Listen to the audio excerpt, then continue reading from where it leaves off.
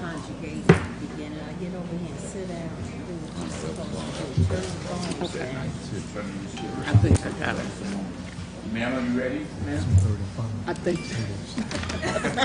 30 seconds. You're live.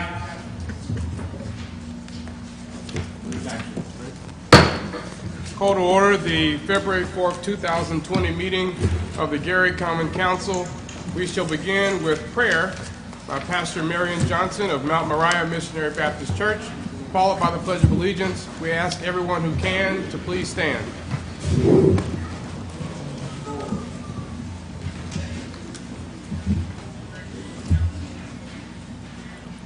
Eternal God, our Father, we do come in the name of Jesus. We pray for your presence to be in our midst, oh God. We pray for wisdom far beyond our years. Let us all remember we should trust in the Lord with all our heart and lean not to our own understanding. In all our ways acknowledge him, and he shall direct our paths. Lord, we pray for the council president. We pray for all the councilmen. Lord, we pray for our mayor in the persons of Mayor Jerome Prince. We pray for the following train. And most of all, oh God, we pray for our city, all the residents of the city, oh God. And we pray, oh Master, that you would lead us in a new direction, for we understand that the best is yet to come when we put all our trust in you. May this meeting be run decent and in order. We pray, oh God, that you would have your way, for thou art the potter, and we are the clay. In Jesus' name we do pray. Amen. Amen. Pledge allegiance to the flag of the United States of America and to the republic for which it stands, one nation, under God, indivisible, with liberty and justice for all. Thank you, Pastor Johnson, and welcome, and we bring you greetings on behalf of the Gary Common Council. Say hello to our Facebook Live audience, as well as those who are tuning in on television. We wish everyone a very blessed and knowledgeable and happy Black History Month, a great time to celebrate the culture of a great part of our community today. We certainly want to continue to keep in our prayers our council president, Councilman Mike Brown, as well as Councilman Clarius Lay, who are not with us this evening. Roll call, Madam Clerk. Councilwoman Atkins. Here. Councilman Brewer. Here. Councilwoman Brown. Present. Councilwoman Caldwell. Here. Councilman Godwin. Present. Councilman Lay. Councilman Weatherspoon. Here. Councilman Williams. Here. And President Brown. Mr. President, there are 7 present, 2 absent. With 7 members present, the Gary Common Council has a quorum to conduct the official business of the Gary Common Council. Council members, before you, you have a copy of the minutes of the January 28, 2020 meeting. Is there a motion to accept the minutes as before you? Mr. President, I move that the minutes from the prior meeting be adopted. Is there a second? Second. It's been moved and properly seconded that the minutes of the January 28, 2020 meeting be accepted. Any question or comments? Seeing and hearing none, roll call, Madam Clerk. Councilwoman Atkins. Yes. Councilman Brewer. Yes. Councilwoman Brown. Yes. Councilwoman Caldwell. Yes. Councilman Weatherspoon. Yes. Councilman Williams. Yes. And President Godwin. Yes. Mr. President, vote is 7-0. With a vote of 7-0, the minutes of the January 28, 2020 meeting are accepted. Assignment of council pending ordinances and resolutions. CPO 2020-01, an ordinance establishing additional appropriations for Fund 261-5701, Commission for Women's Shelter Rehab, sponsored by Mayor Jerome Prince, City of Gary, Angela Hayes, City Controller, Community Development Department. Finance. CPO 2020-02, an ordinance of the Common Council reappropriating funds and establishing a 2020 budget for the Council 708 Image Building Donation Fund for local community events in the City of Gary, sponsored by the Gary Common Council. Finance. CPO 2020-03, 2020-03, an ordinance authorizing a transfer of funds within the 101 General Fund for the Gary Common Council, sponsored by members of the Common Council. Finance. CPO 2020-04, an ordinance appropriating 2020 budgets for the operating expenses of grants, donations, special revenue funds for the City of Gary Commission for Women and Health and Human Services for the fiscal year beginning January the 1st, 2020, and ending June 30th, 2020, sponsored by Mayor Jerome Prince, City of Gary, Angela Hayes, City Controller. Finance. CPO 2020-05, an ordinance appropriating 2020 budgets for the operating expenses of grants, donations, special revenue funds for the City of Gary for the fiscal year beginning January the 1st, 2020, ending December 31st, 2020, sponsored by Mayor Jerome A. Prince, City of Gary, Angela Hayes, City Controller. Finance. CPR 2020-01, a resolution of the Common Council of the City of Gary, Indiana, acknowledging the logo, motto, mission, and vision of the 4th District, sponsored by Councilwoman Ty Atkins, 4th District. Planning and Development. CPR 2020-02, a resolution by the Gary Common Council in regard to the Gary Community School Corporation, sponsored by William G. Godwin, 1st District Councilman, Ty Atkins, 4th District Councilwoman. We're going to have some advisory comments from the City Council Attorney, Attorney Williams. Thank you, Mr. Chair. I'm going to ask that that item be withdrawn from the agenda. I've had an opportunity to further review the situation that we were presented with, as unique as it was, and 36-4-6-16 states that the 10-day clock in which the mayor's veto power is triggered, it only is triggered upon the mayor receiving the ordinance. It is my understanding that the mayor never received the ordinance as it not being signed by the council president. Due to that, my previous legal opinion that the matter had been vetoed was in fact incorrect. To that end, we have a copy of it. It is prepared to be signed today by you, Mr. Vice Chair, as you're acting as the chair, and it will then be sent to the current mayor, and he will have the option to sign or not sign at his prerogative. For that reason, if we could have a motion to withdraw that item from the agenda. Thank you, Attorney Williams. Is there a motion to withdraw CPR 2020-02? So moved, Mr. Chair. It's been moved. Is there a second? Second. It's been moved and properly seconded. Any questions or comments? Seeing and hearing none, roll call, Madam Clerk. Councilwoman Atkins. Yes. Councilman Brewer. Yes. Councilwoman Brown. Yes. Councilwoman Caldwell. Yes. Councilman Weatherspoon. Yes. Councilman Williams. Yes. And President Godwin. Yes. Mr. President, the vote is 7-0. With a vote of 7-0, CPR 2020-02 is withdrawn from the agenda. Mr. President, it's pending ordinances and resolutions on first reading. Thank you, Madam Clerk. Mr. President, Finance Committee has before it CBO 2020-01. For the record, I approve this ordinance for reporting out to the council. Councilwoman Caldwell. Yes. Councilman Godwin. Yes. Mr. President, a majority of the Finance Committee has approved CPO 2020-01. CPO 2020-02. I'm sorry, the Finance Committee moves that CPO 2020-02. For the record, I approve this ordinance for reporting out to the council. Councilwoman Caldwell. Yes. Councilman Godwin. Yes. Mr. President, a majority of the Finance Committee has approved CPO 2020-02. Finance Committee has before it CPO 2020-03.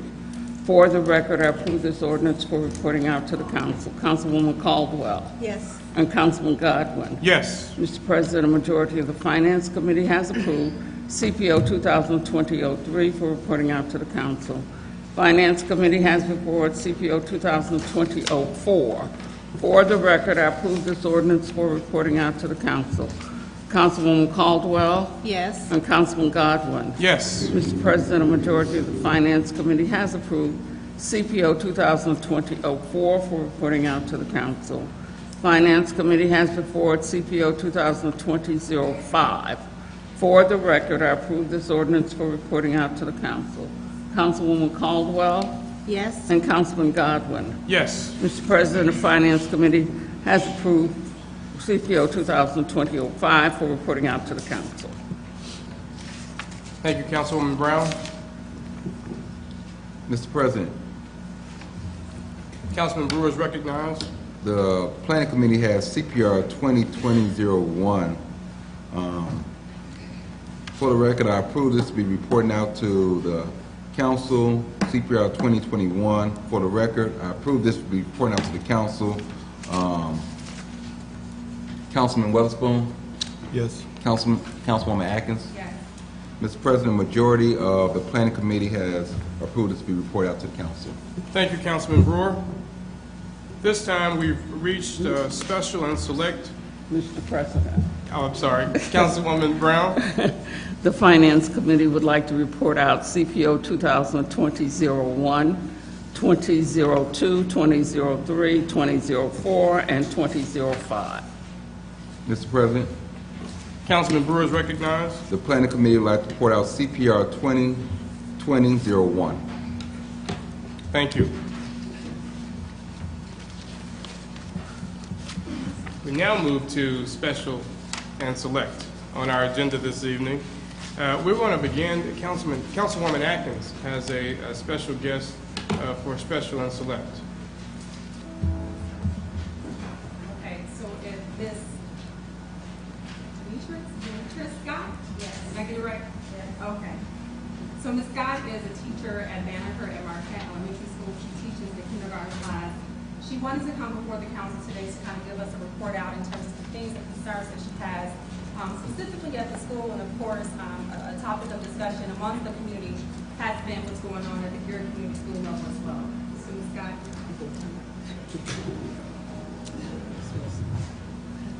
And we've allotted 3 minutes, just wanted to be clear. Okay. All right, thank you. I will try to go as fast as I can. Okay, my name is Darnitra Scott, and I was hired in on August 8th to be a kindergarten teacher at Banneker at Marquette. Currently, I have 19 students. Well, when I left, I had 19 students.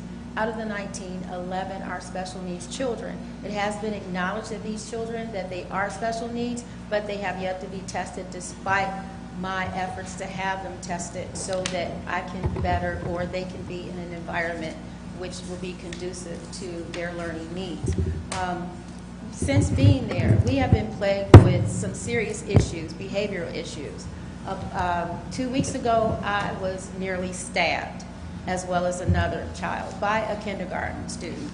I have been asking for help for this child since the start of school. This child, I normally teach special ed, but now I'm teaching gen ed, so I have been trained to acknowledge and to understand when a child is in need. Okay, this particular child, I've sent several emails. I have written this child up. I've done everything according to what I have been told to do. Okay, and it resulted to if it had not literally been for the security guard there, I would have been stabbed. And that I would not be here because he had them right at my chest. Okay, I got a call today from a teacher who left the school because she was that upset over behavioral issues. Now, there is another issue that also hinders our learning, our teaching ability, and that is we have anywhere from 5 to 8 teachers that call off a day. These students are divided up among the teachers that are there. I teach kindergarten. I'm not in the traditional classroom, but the classroom that I'm in, if you go according to the fire marshal, they wouldn't be in there. I had over 40 kids in this classroom, and they range from kindergarten all the way to 5th grade.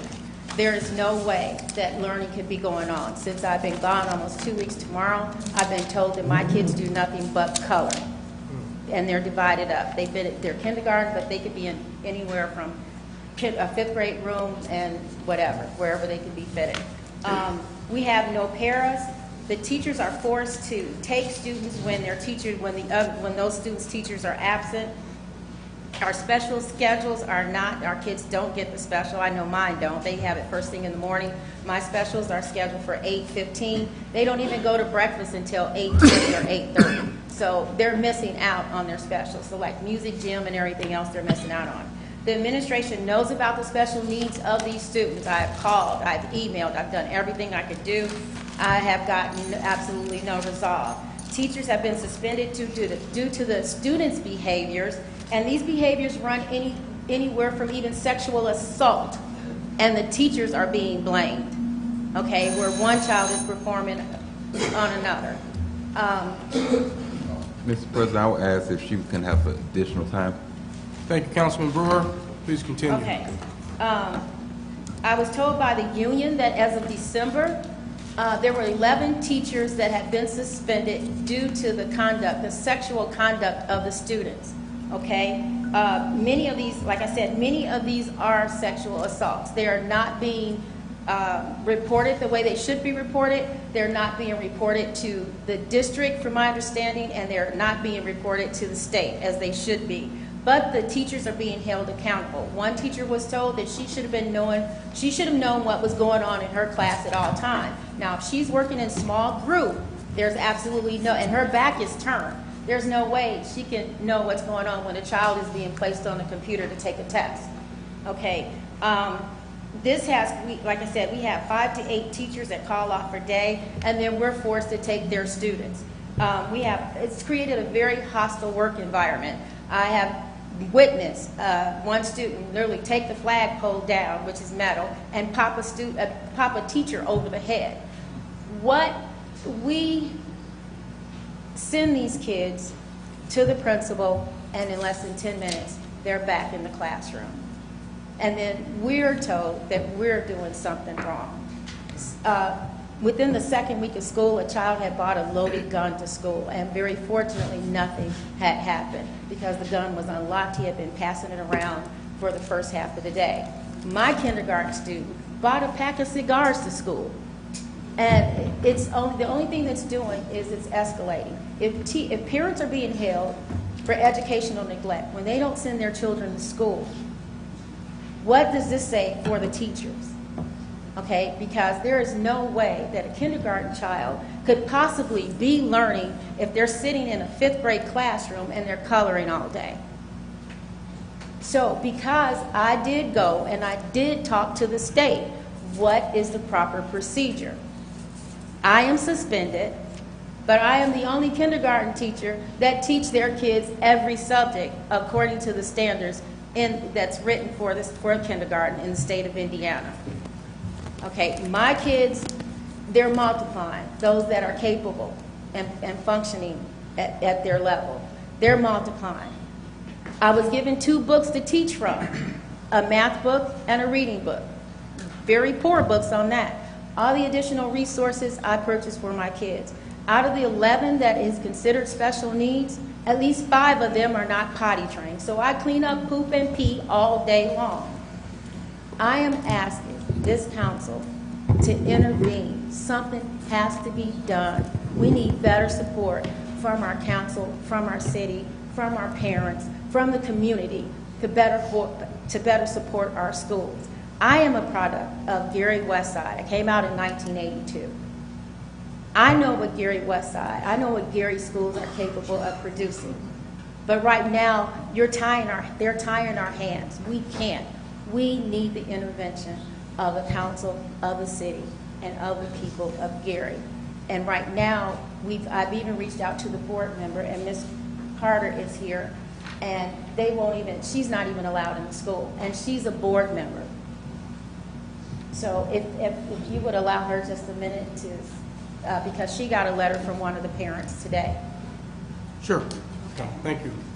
Thank you, Ms. Scott. Good evening, Board. Lorana Carter, and I live in the 6th District.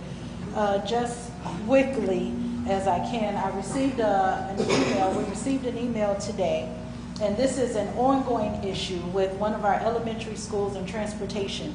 There were 2 students that did not make it home immediately after school as the parent was expecting them to, which we all know is a concern for any parent. If you are looking for your child to get off the bus and they do not get off, you don't know what has happened. And you have not received a call from the school to say your child is wherever, is still here in our possession or anything. So that is a concern.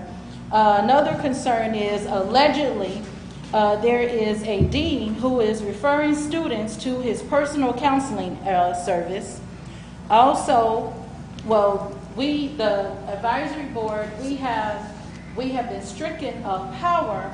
However, we are now, the emergency manager sent out a memo to all administrators at the end of November that we are no longer allowed to come into the building unless we first call the emergency manager and make an appointment with his secretary. And there was another parent whose students did not get home for 2 hours, and she had to go looking for her children and ended up going to the school, and again, there was no call from the school. Also, I just found out today that DUAB, the Distress Unit Appeals Board, I spoke with Courtney Skosma, who is the executive director. She admitted, because we've been working on our finances, everybody knows the school, we're in bad shape. However, they have hired a CFO, COO with only limited education, meaning as of March 22nd, 2019, the requirements, minimal requirements, were a master's degree, 5 years accounting, and a licensed CPA for the state of Indiana, and the person that they have in that position has 62 credit hours. And that was changed after she was already hired, which was in March. So once we started asking questions, they deliberately changed the job qualifications. And you wonder why we're in the position that we're in. We need your help, because this is ridiculous. Our students are not being educated. There's also an issue with special populations, and no one is addressing it. Nobody. We have made several complaints. We had a parent, he is deaf. Some of his children are deaf. They're in our school district. They are not supplying him with proper services. It is shameful. So we need you all to be aware of what's really taking place. I don't know what's being said. I don't know the conversations that are being held behind closed doors. But what I'm telling you is what I've already experienced. And we need your help, because our children are not being educated. And at some point, they're going to be your neighbors. So we need you to help. Thank you, Ms. Carter, and thank you, Ms. Scott. We certainly understand the importance of education in every aspect of public safety and economic development in our community. And I want to thank both of you for your service, and I challenge all of my colleagues to think of ways in which we can, in our roles, advance that cause. Any other comments, special and select members of the council? Just one quick follow-up question, Mr. President. Isn't there a school board meeting tonight that's supposed to be for the public, have public engagement on tonight? So it turns out it's more for just the public to just share their thoughts. It's not going to be engaging. It's not going to be question-answer session. They're going to do a presentation, just have the community make comments, and then that's it. All right. Thank you. Thank you, Mr. President. Thank you. Mr. President, Councilman Williams is recognized. I would like to read an announcement for the block clubs in Glen Park in the 6th District. And young lady, I don't know how long you plan on staying tonight, but I would like to talk to you a little bit more about that issue. I can stay as long as you like. Now, I will say this, because I was planning to move to Gary. I am a product of Gary, but I live in Lafayette, and I've been driving for 2 years to come here and teach in my community and give back to my own community. Okay. So I will stay as long as it takes. Now, I do have to drive back afterwards, but I'm going to stay as long as it takes. I appreciate that. Mr. President, can I read the announcement? It's the 51st Avenue West Black Club here. I see Ms. Blair, will you stand? You and your husband? Yes. Yes. Ms. Blair, Mr. Carr called me, said he'd be late. This is the 51st Avenue West Block Club. Can you come to the mic, Ms. Blair? Is Mr. Carr here?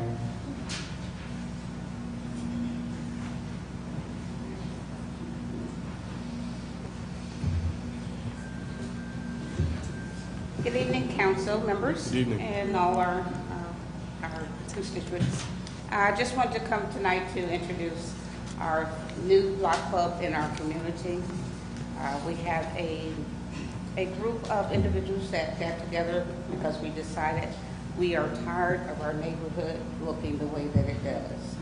So instead of complaining and harping on the city for the city to do certain things, we decided to come together and do things for ourselves. And we named our club the 51st Avenue Junedale Community Block Club. Correct. West. Yes. And we wanted to just introduce what we're doing in terms of some of the first things that we had on our agenda to do at our area. And our area encompasses 52nd Avenue, north to 47th Avenue, from Broadway to Harrison Street. So that's the total compass of Junedale area Of west. Junedale. So that's our area. And we decided to start with a location, which is on 52nd Avenue between Broadway and Madison Street. This is an area where it is adjacent to the bike trail.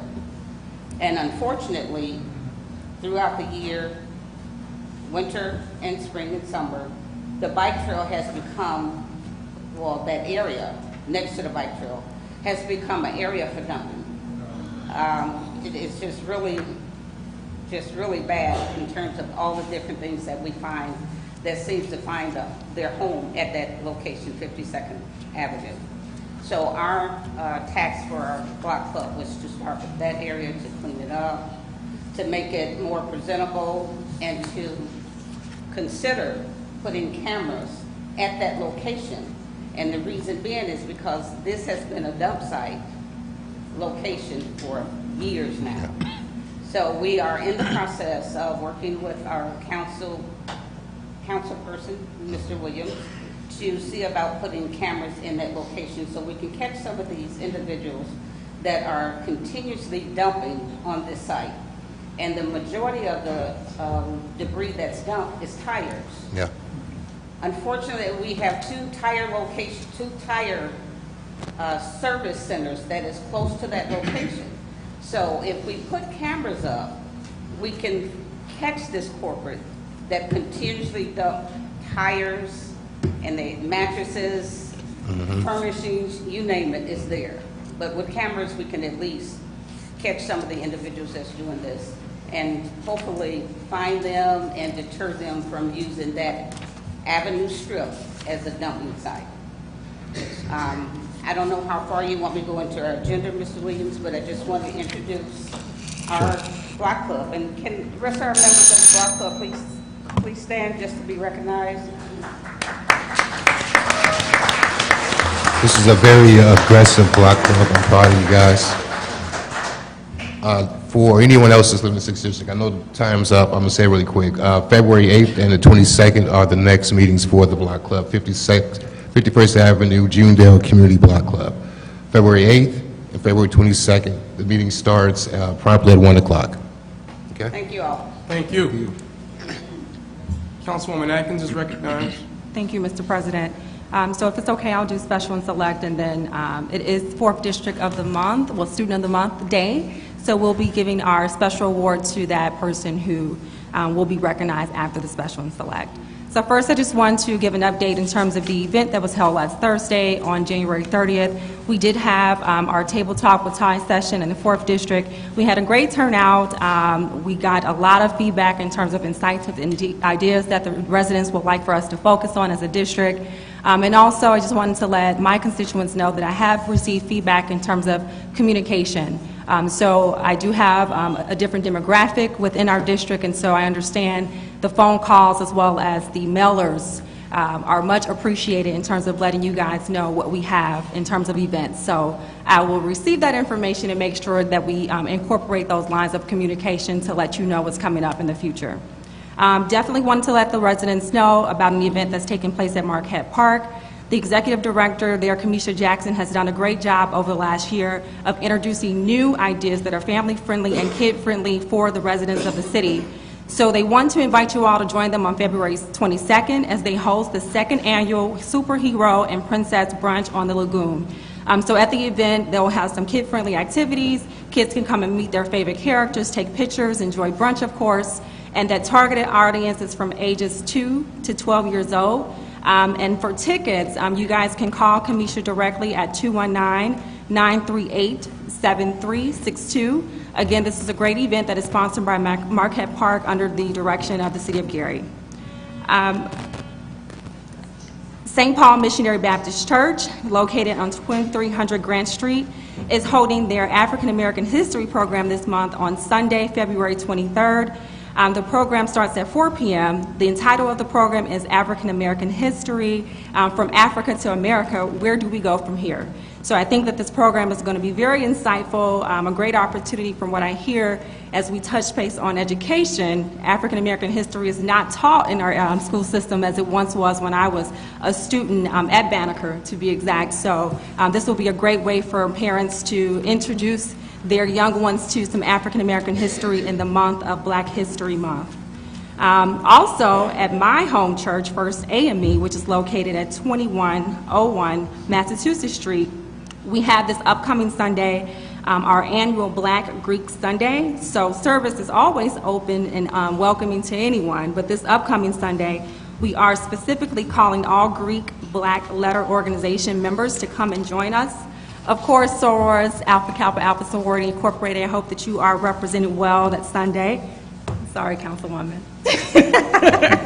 So worship starts at 10:30, and we would love to see you there. After worship, we do have a networking and fellowship session, if you will. So we will have refreshments and a good chance for you to bring your business cards to kind of connect with other individuals within the community. In terms of announcements, the last one that I do want to give out, this past Friday, January 31st, we had a first from a Gary native. So Eugene Gino German, which was a 2016 graduate of 21st Century High School, actually broke the all-time leading scorer record from Northern Illinois University. So from the Huskies, he broke the record, scoring over 2,000 points in his career. So that's Gary's own, and we definitely want to make sure that we give Gino a shout-out and let him know that his city is very proud of him. Gino is actually a former resident of the 2nd District. So congratulations, Gino. So at this time, I would like to go to the podium, if that's okay, Mr. President, to present the award. Yes.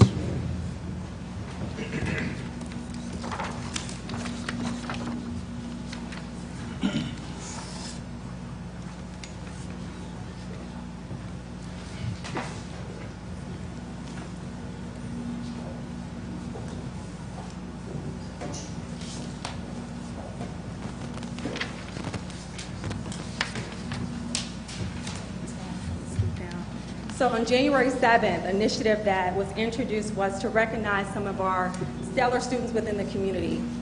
This initiative is for two things. For one, we should be acknowledging our individual scholars when they do succeed. And for two, it's an opportunity to give our youth an opportunity to engage in the civic process. So that was some feedback that we got over the last year. Our young people want to be engaged but don't know how to be engaged. So just giving them an opportunity to be acknowledged by us, I think that going forward will give them some encouragement to stay in tune in terms of what is happening within their city. So this is the first award, and I am happy to say that I want to thank the women of the council, Councilwoman Mary Brown, as well as Councilwoman Linda Barnes-Caldwell, for also supporting and donating to this award. So thank you, ladies, both. So this award is actually going to Ms. Brooklyn Ivy. Brooklyn is a first grader at Aspire Charter Academy.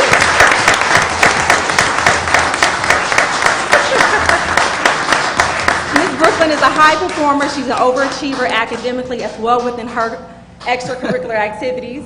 She has consistently maintained an A+ average, and due to these efforts, she has been awarded the Principal's Award every marking period. Wow. Her favorite color is orange, and she desires to be a teacher when she grows up.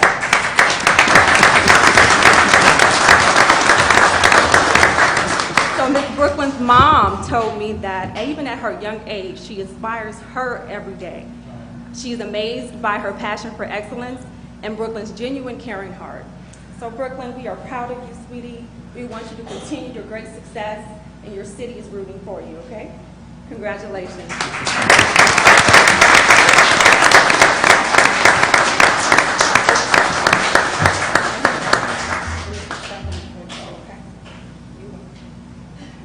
Thank you. Right. Thank you. Congratulations.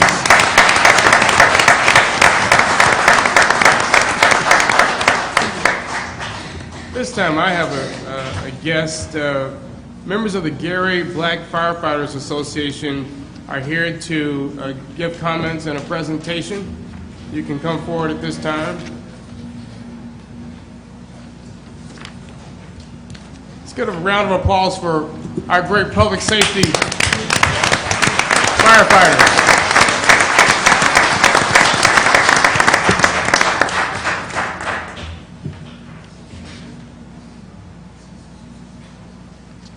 Hello to the council, to the city, to the mayor. I made a lot of promises about 2 years ago to shine the light on the city and try to help the youth as much as possible. With this organization, I feel this is the first step in the beginning of it. I'll let my president, which is my brother, firefighter, paramedic, Terrence Jackson, introduce us.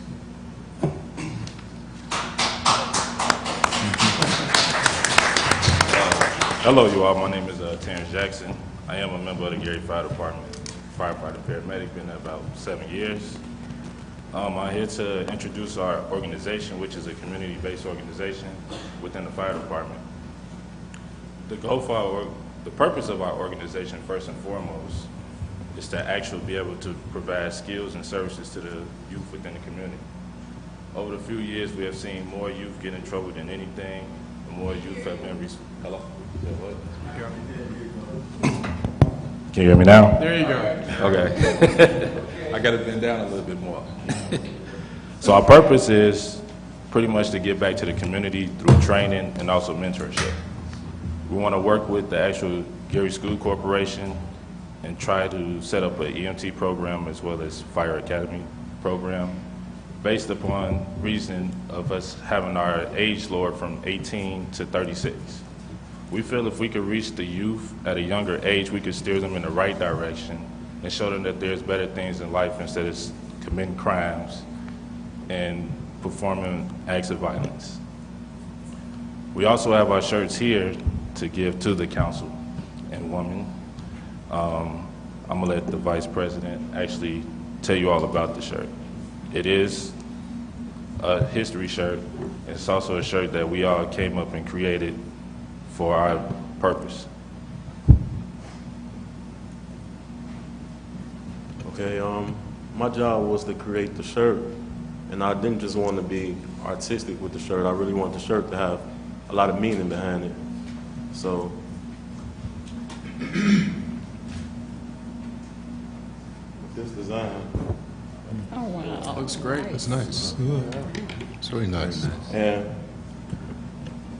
I actually put Africa at the bottom because that's where most of us started, no matter what country. There we all came from somewhere there. And the tree trunk is for progress and growth. And I've actually put the leaves in shape of a fist to create unity, because once the tree have its leaves, everything unified, everything looks unified. And I actually put two firemen on the side to look at all the work that they did, and the sun in the back to represent the bright future that I believe we have. So it really means a lot to me, and I want to do everything I can to make this organization proud and something the city can be proud of and you guys can be proud of. And we thank you for giving us the chance to present it. We actually have a shirt. I don't know. We'll distribute it. Perfect. Thank you so much. Could all the members of the Gary Black Firefighters Association please stand? Let's give them a round of applause.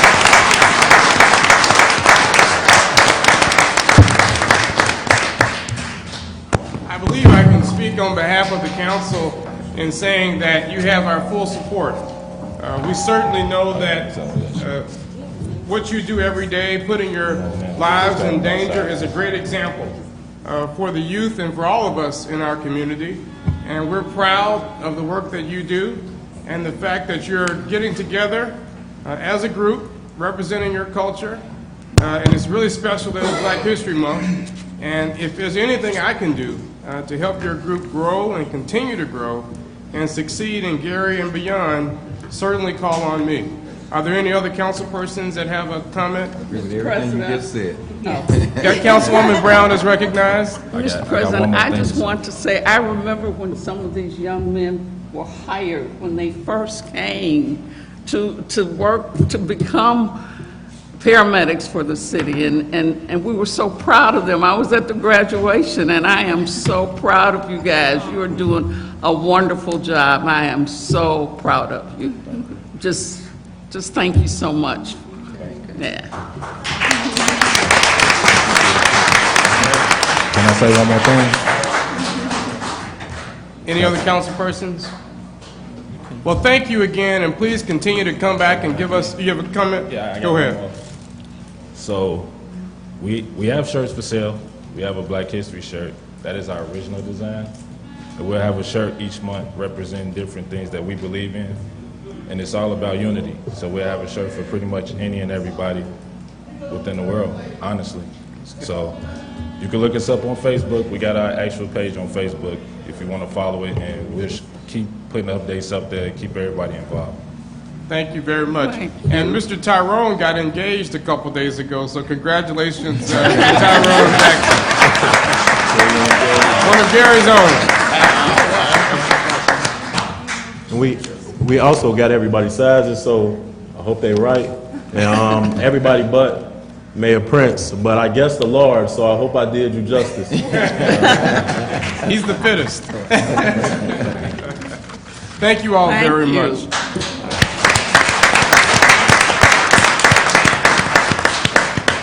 Any other special and select among council members? Mr. President. Councilwoman Brown is recognized. I'd just like to make an announcement that Gary Civic Corral, they do Negro spirituals every year in celebration of Black History Month. And so their program will be this Sunday, February the 9th at 4:00 p.m. at Van Buren Missionary Baptist Church. So,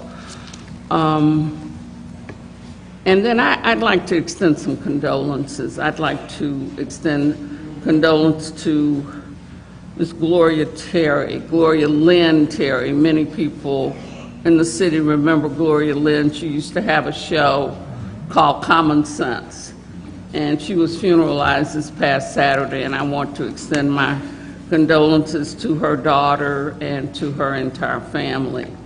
Also, I want to extend condolences to Betty Chisholm, who is the twin sister of Barbara Cox.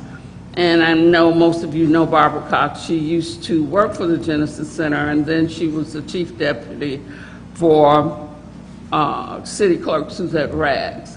So her sister, Betty Chisholm, passed away, and she will have a memorial service this weekend coming up. In fact, her daughter, Lisa Salisbury, used to be an attorney for the city. So I just want to extend my condolences to that entire family. Also, to Mr. Andrew Graham, who used to be a committeeman in the 4th District here in the city, passed away. He was a member of my church, but he was a committeeman for many years. He and Hattie Covington worked together as committeeman over in the 4th District, so I want to also extend my condolences to that family. Thank you, Mr. President. Thank you, Councilwoman Brown. Councilwoman Linda Barnes Cotwell is recognized. Boards and commissions would like to appoint Willie Miller to the Transportation Board as a Republican. So I'm making that motion at this time. Is there a second? Second. It's been moved and properly seconded. Any questions or concerns or comments? Yes, it's Mr. Miller here. I don't see him. No. We interviewed him last night. So I don't see him right now, but Well, I just know it's been customary that we ask them to be here as we consider them on the floor for the vote, so that's all. did. But I will support it though, yes. Well, thank you. Thank you. Any other questions or comments? Roll call, Madam Clerk. Councilwoman Atkins. Yes. Councilman Brewer. Yes. Councilwoman Brown. Yes. Councilwoman Caldwell. Yes. Councilman Weatherspoon. Yes. Councilman Williams. Yes. And President Godwin. Yes. Mr. President, the vote is 7-0.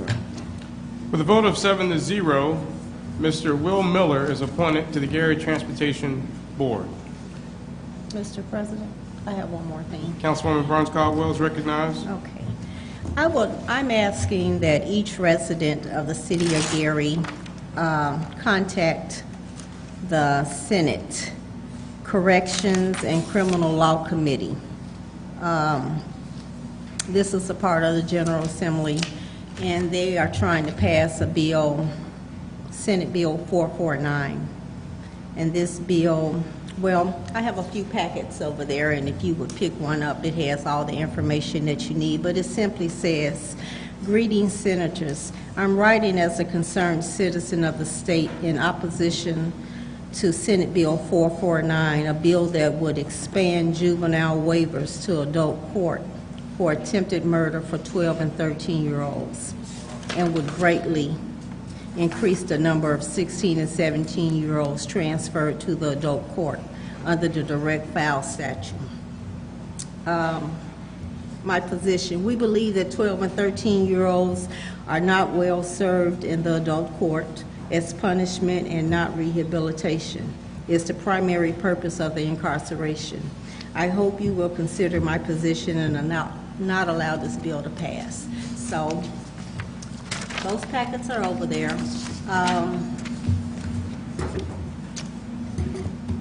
This bill shouldn't pass. Children have problems. Jail it's not always the solution, and we can always find other ways to help them. So please, thank you. Thank you, Councilwoman Barnes Caldwell. Any other special and select? Mr. President? Councilman Brewer is recognized. Thank you. I'd like to also echo Councilwoman Brown and the condolences that she read out, and also want to recognize Mr. Joe Mays that was funeralized this past Friday. Everyone have been a part of the city for a number of years. You know, Mr. Joe Mays was on the corner of 25th and Grant Street, always selling the peanut. He was once on the Bozo show, and he was a past member of my church at the same time, and he has served this community well, and I just want to take this time just to recognize him and send my condolences out to his family. Something was disturbing that was brought to me as I walked into the Family Dollar between 11th and 15th Massachusetts Street. They have a petition where I believe it has been granted already, where they are being allowed to serve liquor inside of the Family Dollar store. If you've been a part of this community, you know that we have had a number of problems with the Family Dollars throughout the entire city, with them being robbed on a lot of instances where it has been putting the workers in jeopardy, and they've been robbed, some been robbed so many times through a week span. I believe this will escalate the robberies that will take place inside of that location as well as other locations. Just a couple years ago, I went downstate and I spoke to the liquor board downstate, and they wasn't too happy to see me come, but I spoke about my opposition to the one on 25th in the County Market Plaza there, where I stood in opposition against that one also too. And I continue to stand against. I would like to do a resolution reaffirming our position with liquor, where beer, wine, or just liquor in general being served inside of these convenience dollar stores throughout our community, because we do have a serious problem with them. They do not have adequate security at all, and they're being robbed so often, and not just inside the city of Gary, it's throughout, that we are seeing a big problem with the Family Dollars there. They are easy targets, as I could just say. The police have a number of calls there from theft that's taking place on a daily basis there. And so I will be working to prepare a resolution and the council support on this, where we will reaffirm our position on beer and wine being sold inside the Family Dollars throughout our city. Thank you, Mr. President. Thank you, Councilman Brewer. Any other members for special and select? Mr. President, Councilman Williams is recognized. I would like to make an announcement that we will be hosting the Public Safety Committee meeting. We are looking at discussing the ordinance on pit bulls and trying to get the police to enforce that. Thank you, Councilman Williams.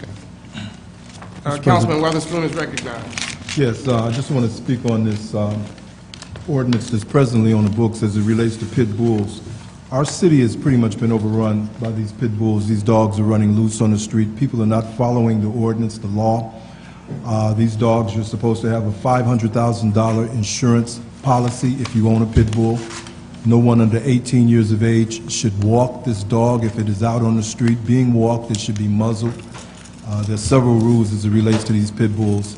Even if you have it within your own home, in your yard, if you do not have a 6-foot fence, you should have it enclosed, a ceiling of some sort over it. Based upon the way the ordinance reads, this is supposed to be enforced by the Gary Police Department, all law enforcement, and it seems that it's not being. I have a neighbor who most recently was mauled by a pit bull. I read in the paper maybe about a couple of weeks ago where another pit bull down in Lafayette killed a baby, I believe it was, in Lafayette. So this is an ongoing issue. It's a growing issue in our community, and it's something that needs to be dealt with. Thank you. Thank you, Councilman Weatherspoon. Seeing no other for special, we have one more. Councilwoman Barnes Caldwell. I'm sorry. The Gary Public Library's annual Black History Month program will be Saturday, February the 22nd at 3 o'clock. The doors open at 2:30. And their special guest this year is Thomas V. Barnes, the former mayor of Gary, Indiana. And this is at the Gary Public Library and Culture Center, 220 West 5th Avenue in Gary. Seating is limited, so get there early. And also, the mayor's Organization on Disabilities is having their 14th Annual Disability Awareness Luncheon, and that's Wednesday, March the 25th at 11 o'clock at the Genesis Center. And this is by Mayor Prince. Thank you. Madam Clerk, ordinances and resolutions on third and final reading. CPO 2019-73, an ordinance prohibiting portable basketball hoops on city streets, sponsored by Councilwoman Loretta Sparks Wade, Councilwoman of the 6th District. Councilman Williams is recognized. Mr. President, I move to motion to withdraw the ordinance. Is there a second? Second. Second. It's been moved and properly seconded. Any questions or comments? Seeing and hearing, Councilman Weatherspoon is recognized. Yeah, as it relates to that ordinance, what we recognize is that there is already a law that stands on the books, blocking or prohibiting obstructions in the street. So to create another law would be redundant. So just basically the explanation that I have for that and supporting that. Any other questions or comments?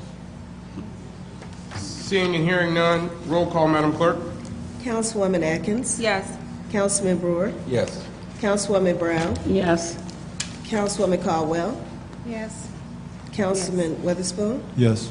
Councilman Williams. Yes. And President Godwin. Yes. Mr. President, the vote is 7-0. With a vote of 7-0, CPO 2019-73 is withdrawn.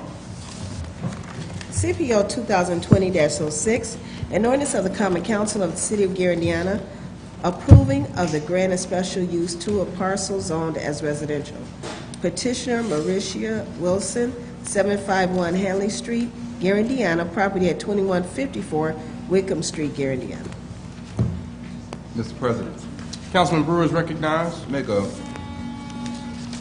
I move for passage on third and final on CPO 2020-06. Is there a second? Second. It's been moved and seconded. Is there an overview at this time? Mr. Bittner is here in the back. AJ Bittner, doing an overview.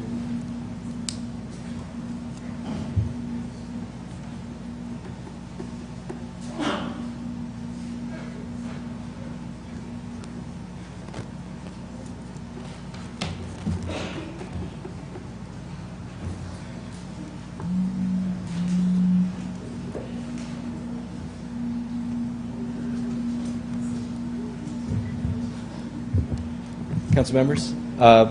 Which ordinance number was this? 2020-06, 6. And it was for which address? 751 Hanley Street. No, 2154 Wickham.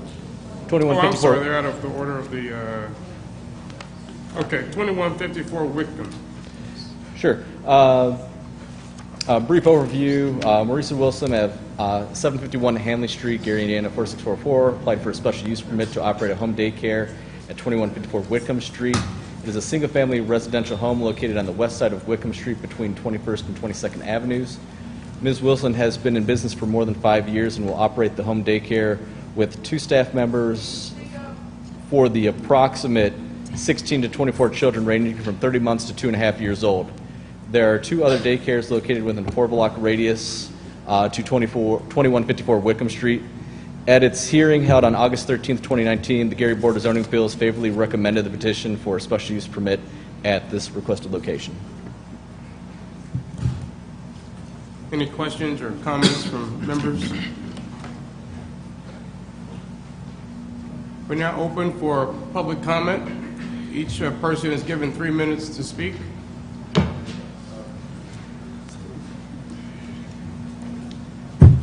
Civil rights activist Mr. Riso. I'm for this ordinance.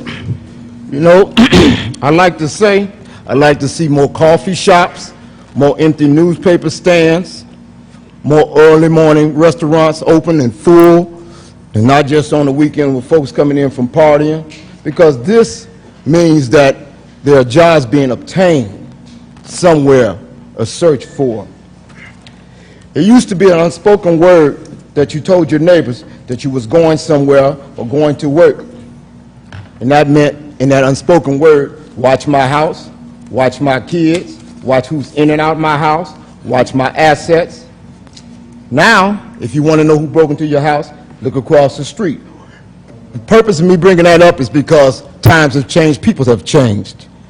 And it's really sad because we would like to know that our children are safe at all times. There used to be something called a Medea, which is you call an older person if you ever go down south. Not Tyler Perry, but the original Medea, which was an older person who took care of the community. Now, it's a big problem. You know, I like this ordinance simply because the operators and their employees are mandated through the state to jump through hoops. And that makes it better because it really looks out for the welfare of the children. It safeguards them physically, mentally, and definitely sexually, which that is a great deal nowadays, because back in the day, you used to leave your children with someone you quote unquote trusted, and then later on you find out they've been sexually assaulted or abused in other ways. But now, with this particular ordinance, you can reach out, you get names, addresses, telephone numbers, and really you need to give a good psychological testing. Not just that with the cops too, but I figure I'll throw that in. But basically, it's a good thing because times have really changed and we're moving farther to a better area. And the hardest thing about understanding something when you reach a certain age is that we, as I say, moving up things for the younger generation. It used to be older teachers, now are younger teachers, barely over the age of 21 taking care. Same thing with the daycare workers, same thing with most fields that you see that are important to our life. So if we allow this to happen, we got it made. Thank you. Thank you, Mr. Rizzo. Any other for public comment on CPO 2020-06? Seeing none, is there a motion for passage? Let's roll call, Madam Clerk. Councilwoman Atkins? Yes. Councilman Brewer? Yes. Councilwoman Brown? Yes. Councilwoman Caldwell? Yes. Councilman Weatherspoon? Yes. Councilman Williams? Yes. And President Godwin? Yes. Mr. President, vote is 7-0.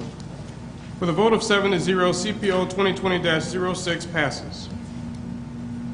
CPO 2020-07, an ordinance of the Common Council of the City of Gary, Indiana, approving the grant of a special use to a parcel zoned as residential.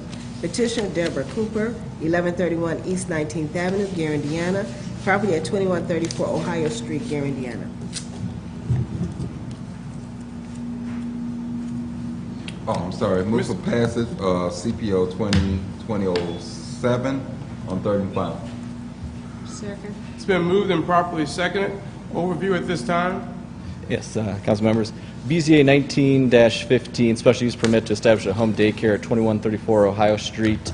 Deborah Cooper, petitioner, applied for a special use daycare for home daycare at 2134 Ohio Street, Gary, Indiana, single-family home located on south of Front Street and north of East 22nd Avenue. Ms. Cooper will operate a 24-hour home daycare and will be providing the transportation to remedy additional traffic that would potentially be on the block. There are 2 other daycares located within a 4-block radius within 2134 Ohio Street. At the hearing held November 19th, 2019, the Gary Board of Zoning Appeals favorably recommended this petition with a vote of 3-0 to 1. Any questions of Mr. Bittner? One question, I don't know if I asked this in committee, but if you can, is cameras installed on this daycare since it's over the 24 hours after 10 p.m.? That wasn't discussed. Okay. And I think that would be something requirement.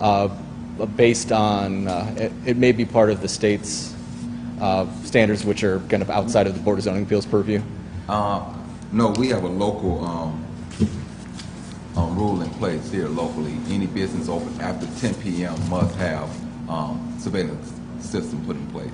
Sure, then I would defer to the building department since they'd be the ones whenever they do those modifications as part of their building permit. And I do apologize, I didn't bring this up on committee, but it just... Not a problem. Okay, that's it, Mr. President. Thank you. Any other questions? Mr. President, Councilwoman Atkins is recognized. just a quick question to Councilman Brewer's comments. I do believe the petitioner, Ms. Cooper, did state in planning that she did have cameras at that location, just to confirm. Thank you, I know it's been a while. So Yeah, it's okay. thank you. Thank you. We're now open for public comment on CPO 2020-07. And let's make sure that the comments are germane and related to the specific ordinance. Civil rights activist, Mr. Riso. I'm for this ordinance. You know, I like this particular petitioner because it's 24 hours. It's a big difference when you're working in the world and you're working 62 or 73, which that often can mean a mediocre job. When you're working 3 to 11s, 11 to 7, you might be working at a mill, making real money, not day-to-day living, day-to-day money, but money that you can live off of. You might have a problem picking your children up or dropping them off. They provide transportation, which is great. And most of all, what I like, not just with the fact that it's not a mom-and-pop type organization, is that a lot of these particular daycares offer some sort of educational curriculum. And the only thing I have against it is other children, hopefully they got their shots. Right? I hate to say that like they're animals. But pretty much, I think that's a good idea. The thing about other children, they rub off on other children, and it gives your kid a pre-experience what big school is about. I grew up in Chicago. We had what they call grammar school. I think in Gary they got something called elementary and grammar school. But anyway, they get a pre-experience about how children are and how to deal with peers. So that's a good factor. And most of all, it safeguards the children. You know where your kids are physically, mentally, and sexually, how their welfare is, and you also know who to talk to when something's amiss. You know, see, one thing that I know, when children are affected or abused in any way, they're not quick to tell on somebody they trust. But if mom and daddy tell them going out the door, if anybody touch you or in any form or fashion, you let me know, then when they come home, sure enough, if something happens at their daycare, they're going to tell it. And that's for you to do your job. And the daycare people know it too, so I don't think they're dumb enough to do anything. But I'm for this ordinance, and I hope to see more jobs given out. It would be nice that the council people can create a couple more jobs. With every daycare, they say, hey, here's some job listings for you to give your constituents. Because one good thing that I notice about all the daycares, the state... Thank you, Mr. Rizzo. All right. Yeah. One more speaker, Ms. Carter, for public comment. Yes, good afternoon. My name is Lorana Carter, and I live in the 6th District. I'm not supporting this, and the reason I don't want to support it is because I'm looking at all the daycares that are opening all at one time. That's a little bit concerning for me as a resident of this city, and I wonder what safeguards are in place to monitor, to be sure that the daycare is going to be run properly, to be sure that the children will be safe. I mean, there's a large range of age for this daycare. So what is in place to protect the community? I mean, this is just, it looks suspicious to me, looking at this on paper, that all of these need to be approved all at one time, and even where the way they're kind of spaced, I'm not sure that. I mean, and I only see one individual responding for all of these, and I don't even know what that is about either. You know, but for one person to be responsible for all of these is a little bit concerning to just go ahead and let it go. So that's all I have to say. Thank you. Councilman Brewer is recognized. I'll do that to public. You want to do it at the and end? I'll deal with it. Okay. Next speaker. I have to intervene here a little bit. Before getting into elementary ed, I owned and operated a daycare, 159 kids at my first site. I operated 24 hours a day, 7 days a week. I did not even close on Christmas. Yes, it was in Lafayette. And I do know that the regulations, in order for me, I did not have to go before a board, but I do know that the licensing person, and I believe she still is in this area, is Marlita Mitch. And Gary Rogers is now retired. That's how deep I was into this. And there were certain requirements that not only that I had to meet, but educational requirements. Okay, like I had to have my CDA, and then I had only so long to go and get my associates. And that was for me to operate even at home, and then to open up a commercial site. So I'm trying to understand, because I have issues when I do get kindergartner children in my room, and I ask them, sweetheart, what is your name? Tay-Tay. Okay, have you gone to a daycare or preschool program? Yeah. Okay, what's your mother's name? I can't go off of that. KK. I mean, what are they being taught? So instead of us just being so gung-ho and pushing for these daycare, I understand they're needed, but we also need to make sure that our kids are in not just an environment where they're physically safe, but mentally, emotionally, and academically safe too. Because they're already, understand, when these kids start school, my kids started school in kindergarten. Kindergarten is not mandatory in the state of Indiana.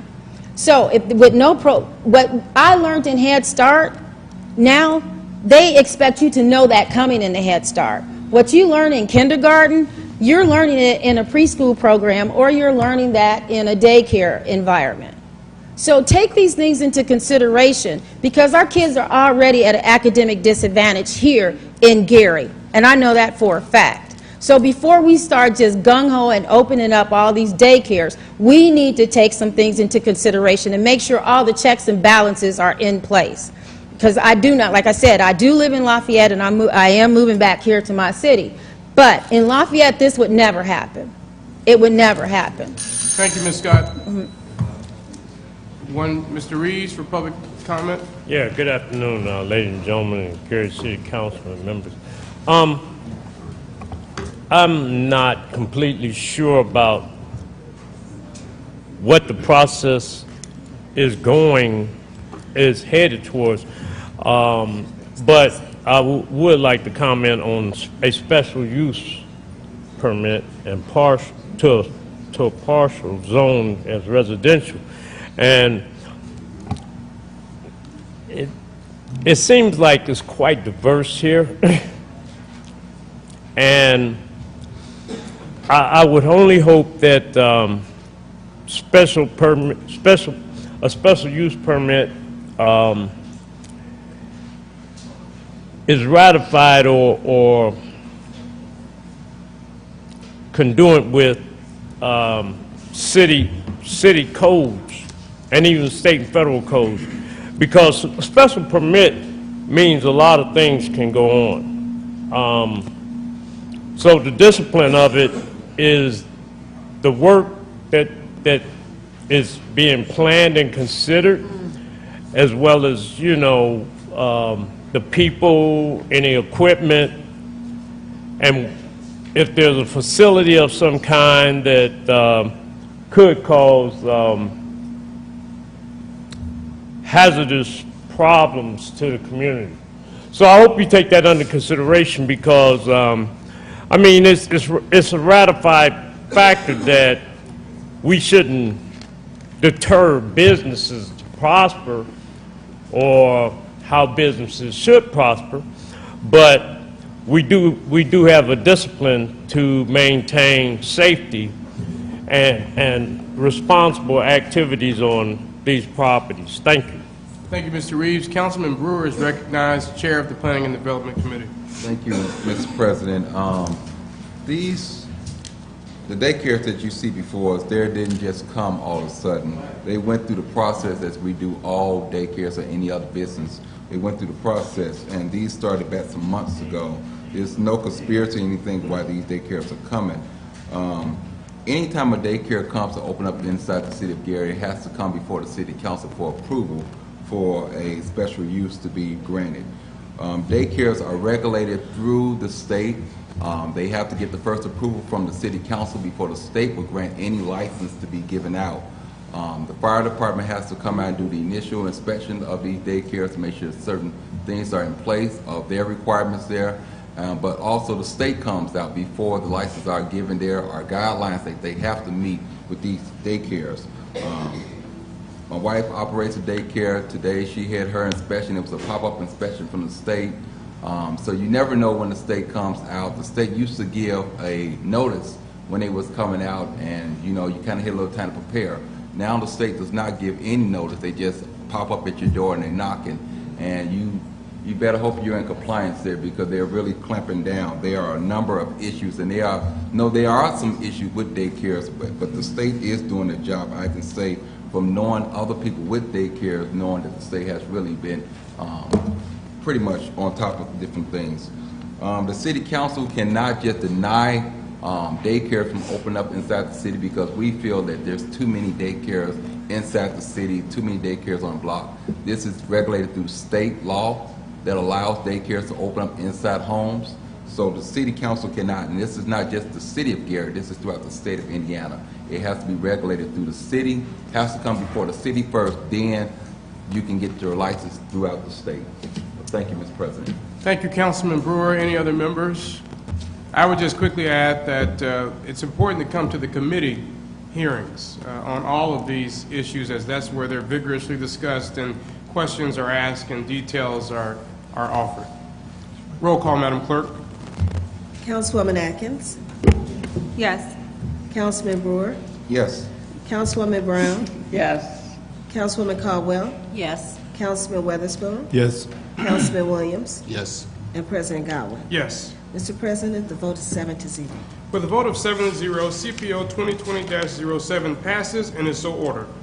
CPO 2020-08, an ordinance of the Common Council of the City of Gary, Indiana, approving of the grant of a special use to a parcel zoned as residential. Petitioner Candace Turnage, 430 Buckland Lane, Valparaiso, Indiana, property at 4630 West 10th Avenue, Gary, Indiana.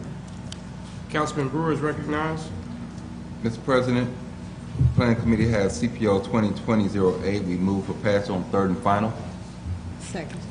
It's been moved and seconded. This time, Mr. Bittner will offer an overview. Yes. As requested via BZA 19-17, special use to establish a daycare at 4630 West 10th Avenue, located at the approximately at the intersection of West 10th and Clark Road, for a former church to be converted into a daycare, approximately 6,000 square feet, up to 30 children in the area. And there's already an existing parking lot, so there won't be any additional kind of impediments to local traffic, and it's a reuse of a currently vacant building. The Board of Zoning Appeals made a favorable recommendation on November 19th, 2019, with a vote of 4-0. Thank you, Mr. Bidner. Any questions? We're now open for public comment. Are there any speakers on CPO 2020-08? Be 3 minutes. Civil rights activist Mr. Riso. You know, I'm kind of upset with Councilman Brewer because he hit a lot of my points.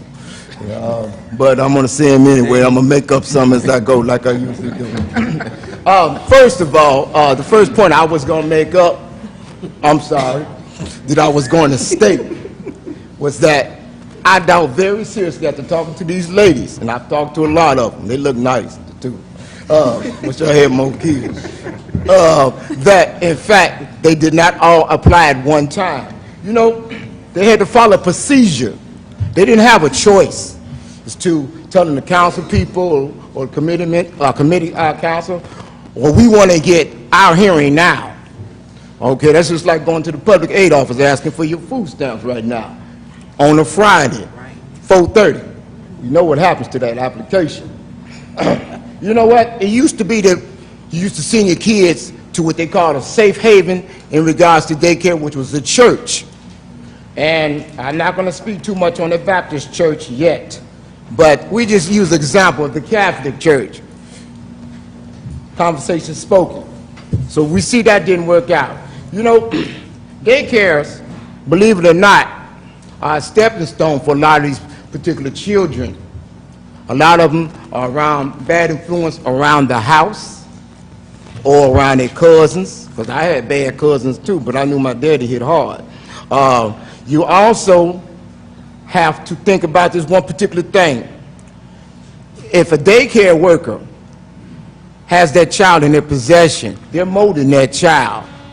And so if they're molding that child, they're actually the second person who actually gets their hands on them mentally. So when they go to kindergarten, they're mentally prepped. And I'm going to tell you something. I can look at some adults and can tell that they're been mentally challenged, and no offense, since they were children.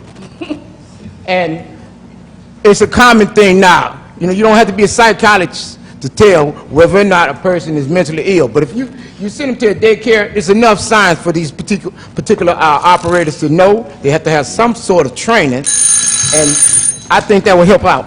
Thank you. Thank you, Mr. Rizzo. Mr. Reeves is recognized. Yeah, good afternoon, ladies and gentlemen, Gary City Council and constituents of the city of Gary. My name is Jason Reeves, and I do some writing in terms of the Hearn Foundation, which is an endowment of business and engineering solutions. I see value, but I see a coordinated level of discipline as it applies to logos and maybe the mission of what it stands for. A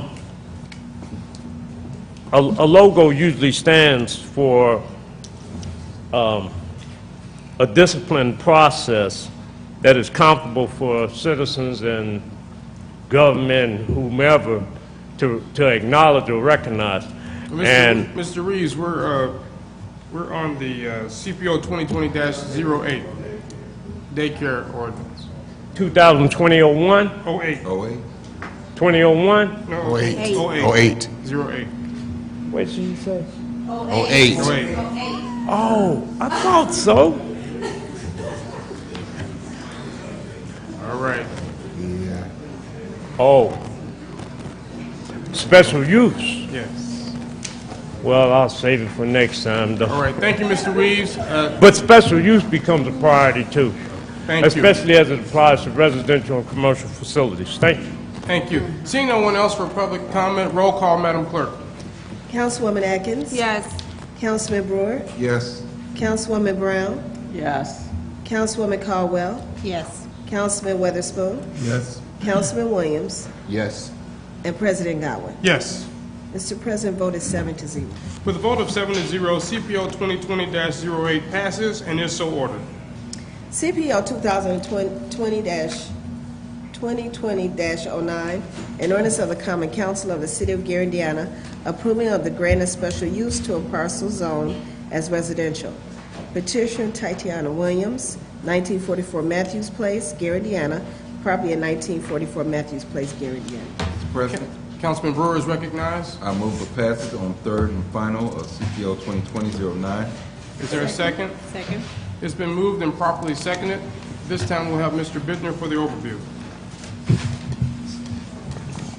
Thank you. BZA 19-21, special use permit to establish a home daycare at 1944 Matthews Street. Tatiana Williams requested for a special use permit to operate a home daycare at this location. It's a single-family residence located mid-block on the west side of Matthews Place between 19th and 20th Avenues. The property has a driveway to accommodate 2 vehicles, as well as on-street parking for 2 to 3 vehicles. Ms. Williams will be required by the state of Indiana to install a backyard fence on the property prior to its approval. She has operated a daycare previously for 3.5 years in Hammond and will operate Monday through Friday from 6 a.m. Through 6 p.m. with 2 staff members and possibly 1 manager for 12 children. At the hearing held on December 10th, 2019, the City of Gary Zoning Appeals addressed an issue raised at a previous public hearing regarding a neighboring sex offender who is scheduled to be released in 2020. City Attorney Rodney Pohl advised the board that the state statute does not require a sex offender to relocate due to a neighboring home daycare, but the board can require certain conditions to be met in order to approve home daycares when a known sex offender lives nearby.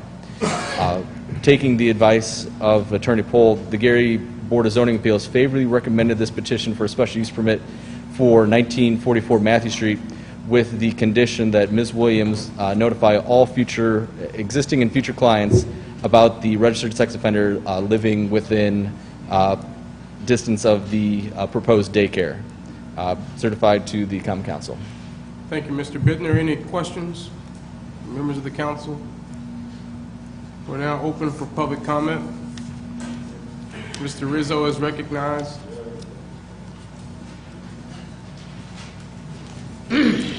Civil rights activist Mr. Rizzo. I'm for this ordinance. I feel sorry for this petitioner because I don't want the people to penalize her because who's in her neighborhood. I really myself can't stand sex offenders, but she has nothing to do with that. And I'd like to say the fact that the young lady has operated one before is a good sign, which goes back to what we was talking about, state mandated. You know, I don't know if any of y'all ever had the state on y'all before, but the state is something. See, you can't really fight the state because the state got resources that you don't have. And then the ones that you have, they already have already because they might have created for you to have them in the first place. So, the fact that the state is checking out all the legality of everything you have, and again, they will pop up on you, not that I'm that type of guy or got in any type of trouble, but it's a good sign because a lot of these fields out here, I feel the state should be able to step in. And daycare is a number one thing. See, one thing that I understand, when you have children affected by any type of abuse or any type of wrong environment, then they grow up to be a challenge as adults. They can go to kindergarten and be disruptive, which means they disrupt the rest of the class or pass on back. We just say Igenia to the other ones. I think daycare is a prep, and I think it's good.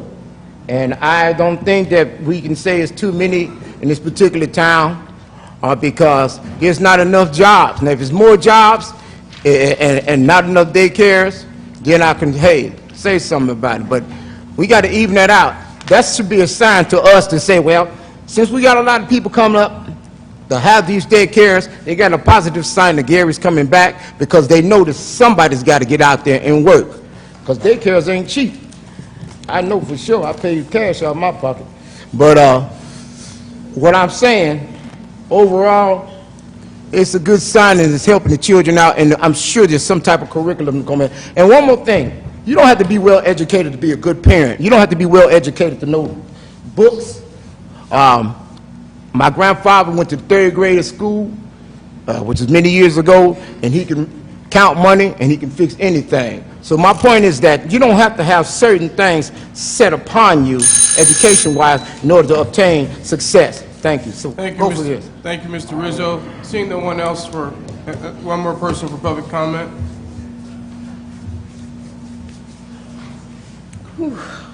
Good evening, council. Good evening. My name is Matthew Travis, and I am an elementary education major at Indiana University Northwest. This is my first city council meeting. But I have to say, after seeing all of these approvals for child care centers, I really agree with this lady here. I don't know if it's enabling the problem with some students in behavior, or if it's helping prevent that behavior. But I just hope that there's something that can be done with ensuring proper education. I understand, Councilman Brewer, that you said that they are regulated by the state, and they must first be approved by the city council. That having been said, I understand that there's a school board that regulates the public education system here, and there's a state Department of Education that regulates public schools within the state. There are flaws, of course, within the public education system and with the students, but I just hope that maybe there would be something, a commission that could oversee this clearly large amount of daycare centers opening within the city in the same respect that there's a council, if you will, overseeing the public schools. So I just wanted to come up here and say Thank you. something about that. Next speaker. I think this is the petitioner, Ms. Tatiana Williams. Yes, I'm the petitioner, Tatiana Williams. Hello, everyone. Can everyone hear me well? No? Okay, I'll speak up. So I see that there's a lot of judgment and a lot of misconceptions regarding us that open up daycares. Point of order. Councilman Brewer is recognized. Can you address all comments and questions to the council? Yes. Okay. Oh, okay, yeah. Yes. So I see that there's a lot of judgment and misconceptions in regards to the owners of daycares and the one, us that's opening daycares. First off, I would like to let everyone know that I am a licensed foster parent for the state of Indiana. So therefore, I know how important it is to protect children and to care for children. Not only that, I have also owned a daycare previously for 3.5, 4 years. And so I have experience in this. We're not just opening it to be babysitters. I personally actually teach the children. I will be opening the daycare at 1944 Matthews Place at a level 3. And that requires curriculum, age-based and grade-based curriculum for all of the children attending. So I kind of was offended with a lot of these comments because it's like they don't know our story. They don't really know what's going on, and they're just assuming that we're just opening daycares to babysit, and that's not the case. So I just wanted to let everyone know that, like, at least give us a chance first before you just, throw us to the wolves. So, yeah, I just wanted to let you all know that. And that's it. You all have a great evening. Thank you. Councilman Brewer is recognized. Mr. President, and I'm glad she brought up about what level she was, and I failed to mention with the other petitioner, she was a level 4 that just came before us. With so many daycares coming to the city, I mean, it puts the pressure on the providers to step their game up and make sure that they're teaching where people want to come to those daycares, where people want to talk about those daycares. So I think it's not so much that we have so many daycare. You put the ones that's not doing well in a position where you have to do better. You have to perform better. You have to teach these kids. You just cannot come and babysit these kids. Everybody wants their kids ready to read and write in kindergarten, know their ABC, the color, to be potty trained. And I know a lot of daycare providers, they do that. They do the potty training and things that the parents is not able to do.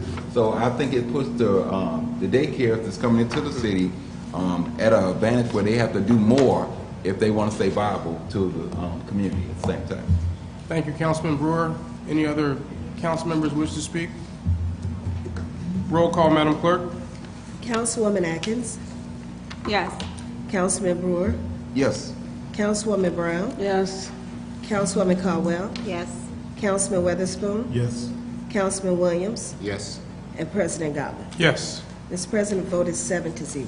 With a vote of 7-0, CPO 2020-09 passes and is so ordered. CPO 2020-10, ordinance of the Common Council of the City of Gary, Indiana, approving the grant of a special use to a parcel zoned as residential. Petitioner Sarah Brown, 535 West 35th Avenue, Gary, Indiana. Property at 513-239 West 35th Avenue, Gary, Indiana. Councilman Brewer is recognized. Mr. President, the Planning Commission would like to pass on third and final CPO 2020-10. Is there a second? Second. It's been moved and properly seconded. At this time, we'll have an overview by Mr. Bittner. And this is for 513 to 539 West 35th. Yes. BZA 19-21 special use permit to establish a daycare at 513 to 39 West 35th Avenue. Sarah Brown, owner and petitioner. The property is currently zoned R4 two-family residential and is, if you've been out there, it's a former commercial structure across the street from the Gleason Golf Course. And she's proposing to open a daycare at that location and kind of oddly enough zoned residentially rather than commercially. At the December 10th, 2019 Board of Zoning Appeals, the BZA favorably recommended with a 4-0 vote. Thank you. Any questions or comments from council members for Mr. Bittner? We're now open for public portion. 3 minutes to speak. Again, please keep your comments related to the particular ordinance. Mr. Rizzo is recognized. Yeah, thank you. You're something, sir. Civil rights activist, Mr. Rizzo. I'm for this ordinance. You know, the big picture that we're missing here, that this is a business in Gary. Business means tax money. Number two, it gives a better advantage to those out there seeking daycare because it's competition. That means if I don't want to go to Sally Mae up the street, Betty Boop got it $5 cheaper a week, so I'm going to Betty Boop. Rebecca got another $2 off, and she feeds your child. Plus, she gives you ABCs. So the point I'm making is that it makes the people stand in line and get in line. You know, I used to work at a steel mill, and I used to study the union book. I wasn't a steward, but everybody came to me because I knew one day I'd get in trouble, so I studied the book. And the reason why I'm bringing this up is because I like to say, before you guys, meaning council people, vote on this, do not grandfather these future operators in with those who already did wrong. Because you come before someone with a particular field does not automatically mean you're doing wrong. And in that case, well, that's like me saying all politicians are crooks, or all politicians are liars, or all cops are abusers. And we know that ain't true, right? Okay, I figured you answered. But the point I'm making is give these individuals the opportunity to get out there and get better. And again, they're molding these children prior to kindergarten. And when these people come in, you can tell on an average when a child is mentally challenged. So if that child is labeled mentally challenged and is going through the procedure prior to him going to school, then in fact, he might not even be in a simple regular kindergarten, which is, it saves the money for the state and the city of Gary, if you want to put it that way. Because if anything happened to that child, and that child goes to that school, and that child gets hurt because he was not diagnosed properly, then the city or the state gets sued. So if not any other reason, know that this child is being molded somehow, some way other than at home. Because one thing I learned was taught at home, and what daddy and mama say is not always right. And what the teachers say is not always right. However, when you go to school, as they say, do as the Romans do. Thank you, Mr. Rizzo. Mr. Caldwell is recognized. Cliff Caldwell. I'm speaking in support of this particular ordinance. I'm familiar with the location. It is a former abandoned commercial structure. They put quite a bit of work into it. I've seen the work they've done. In fact, I went into it when it was abandoned, responded to a couple calls there, and I'm glad to see that it's going to be occupied space back on the tax rolls in the city.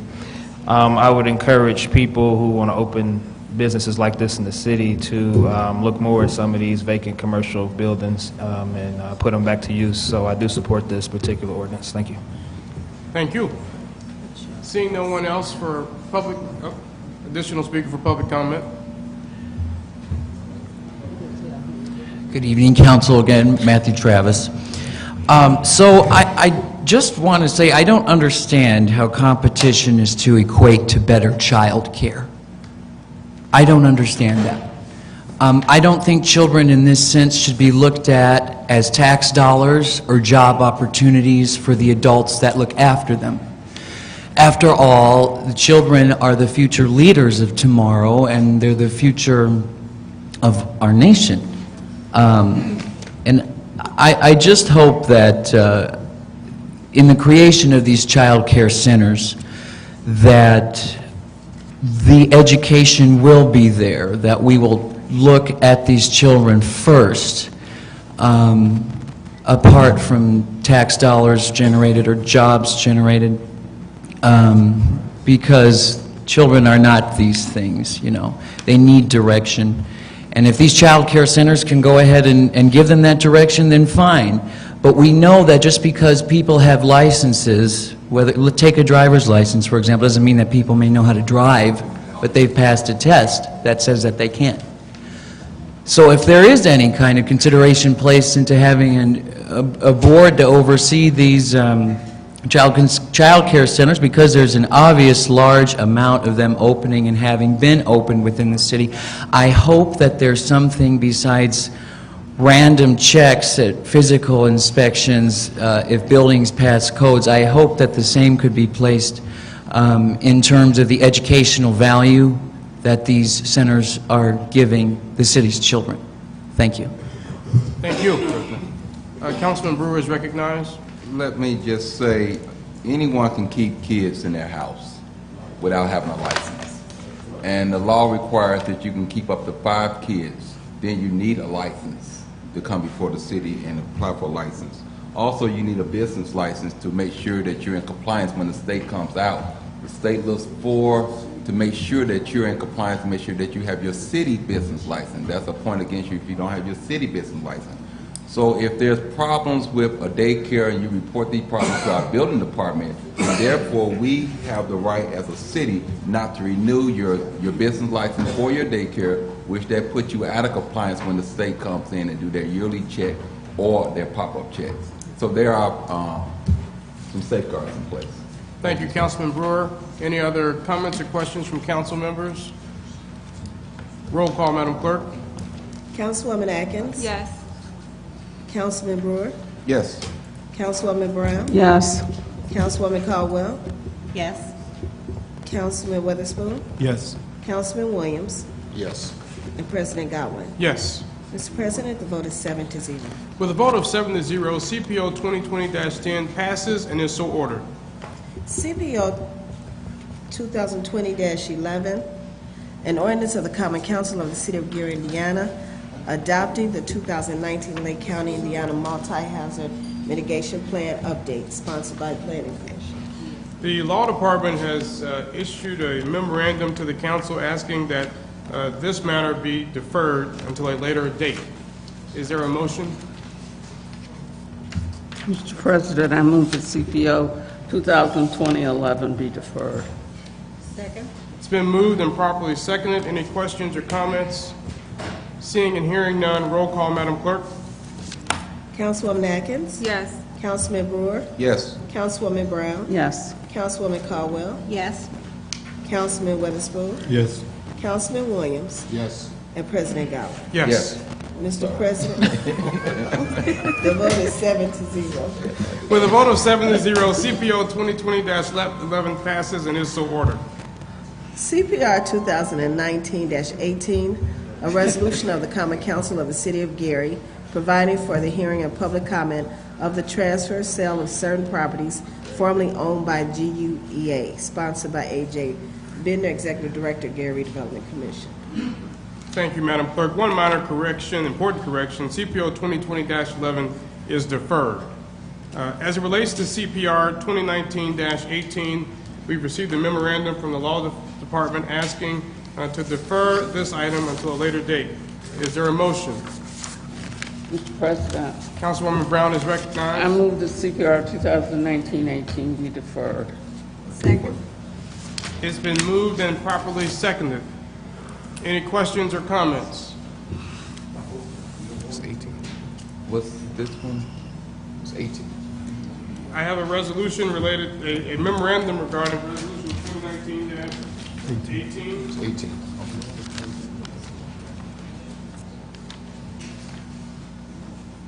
Yeah, The memo states that they're saying they don't. I have a memo. Yeah, Right. I see it now, too. We did receive a memo to that effect. Nevertheless, do we need to retract the motion? Yes, Mr. Chair, it's my understanding that the law department is prepared to move forward regardless of the memo. All right, so we need to retract the motion. Do we need to do that? Was it, yeah, the motion, it must have been motion to withdraw, the motion to defer. Is there a motion to withdraw the motion to defer? So moved, Mr. Chair. What is, the memo says to defer. Are you saying now they want it to be withdrawn? No, they're saying now they're prepared to move forward. Okay, well, it's not my motion. So it looks like Councilman Brewer has moved that the motion to defer be withdrawn. Is there a second? Second. It's been moved and properly seconded. Any questions or comments? Roll call, Madam Clerk.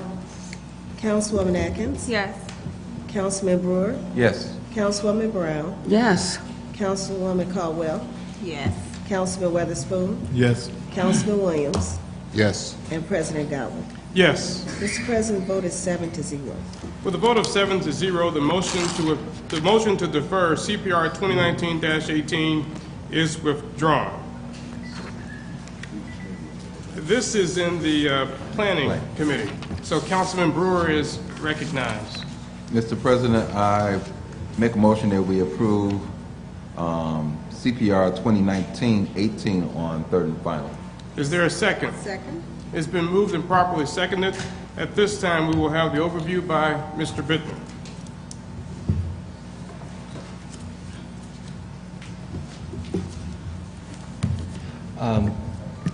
If the board will indulge me for a moment, I'll go over the GUA portion of it, just as a refresher. And Pastor Whitaker is here to talk about the project specifically, if the board would like to hear from him on the project. Yes, thank you. Okay. So in a memorandum written by Gilbert King, attorney for the Redevelopment Commission, I'll just read the entire thing as far as the process that was set up for the former GUA properties that are held by the city and the process that was laid out in order to dispose of those now and in the future. In 2003, the Attorney General for the state of Indiana, Steve Carter, filed a lawsuit in Marion County requesting the court enter an order requiring all properties owned by the Gary Urban Enterprise Association, GUEA, be forfeited to the state of Indiana because of misuse of public funds. The court ultimately entered an order in which all of the properties owned by the GUA were forfeited and transferred to the state of Indiana. The City of Gary and the Gary Redevelopment Commission then negotiated with the state of Indiana through its Attorney General for the transfer of these properties to the Commission, who is authorized by state law to hold, sale, lease, and dispose of real property within the jurisdictional boundaries. As part of the agreement with the GUA, board voted at its August 31st, 2006 board meeting to dissolve GUA. In addition, the agreement provided that prior to any transfer of these properties, there would be a public meeting before the Gary Common Council to allow public to make comments on the purpose of transfer of these properties. The resolution and Exhibit A are the result of the above-mentioned agreement. We request that the public be allowed to make comments at your next meeting relative to the properties listed therein, being 678 Carolina Street, 608 East 7th Street Avenue, 637 Virginia, 631 Virginia, 617 Virginia, and 600 Carolina. Thank you, Mr. Bittner. Thank you. Pastor Whitaker. And Ms. Graves, look forward to your presentation.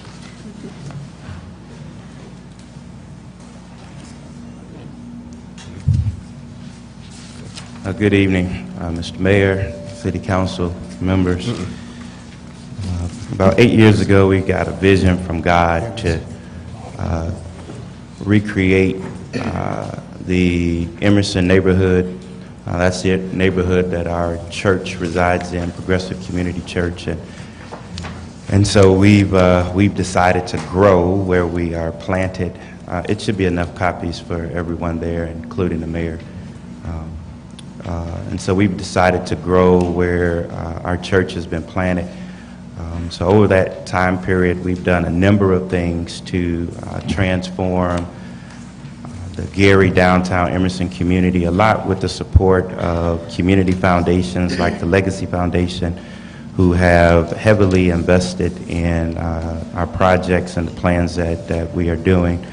2 years ago, approximately, we partnered with Purdue University in West Lafayette. The plans you have in front of you are from a student that was a junior in West Lafayette landscape architect class. We have 17 of these that were provided by the class as landscape architects. They came to Gary. They spent a semester working on the plan that you have in front of you and the plan that Sister Frida is holding up. Out of the 17, we partnered with Steel City Academy. They came to our church. They wanted to learn about the farm and farming, and we partnered with them. We gave them a task of selecting the top 3 out of the 17 plans that the Purdue students gave. This is one of the 3. This is actually our favorite, so it was right in line with where we already were. And so this is a pollinator park.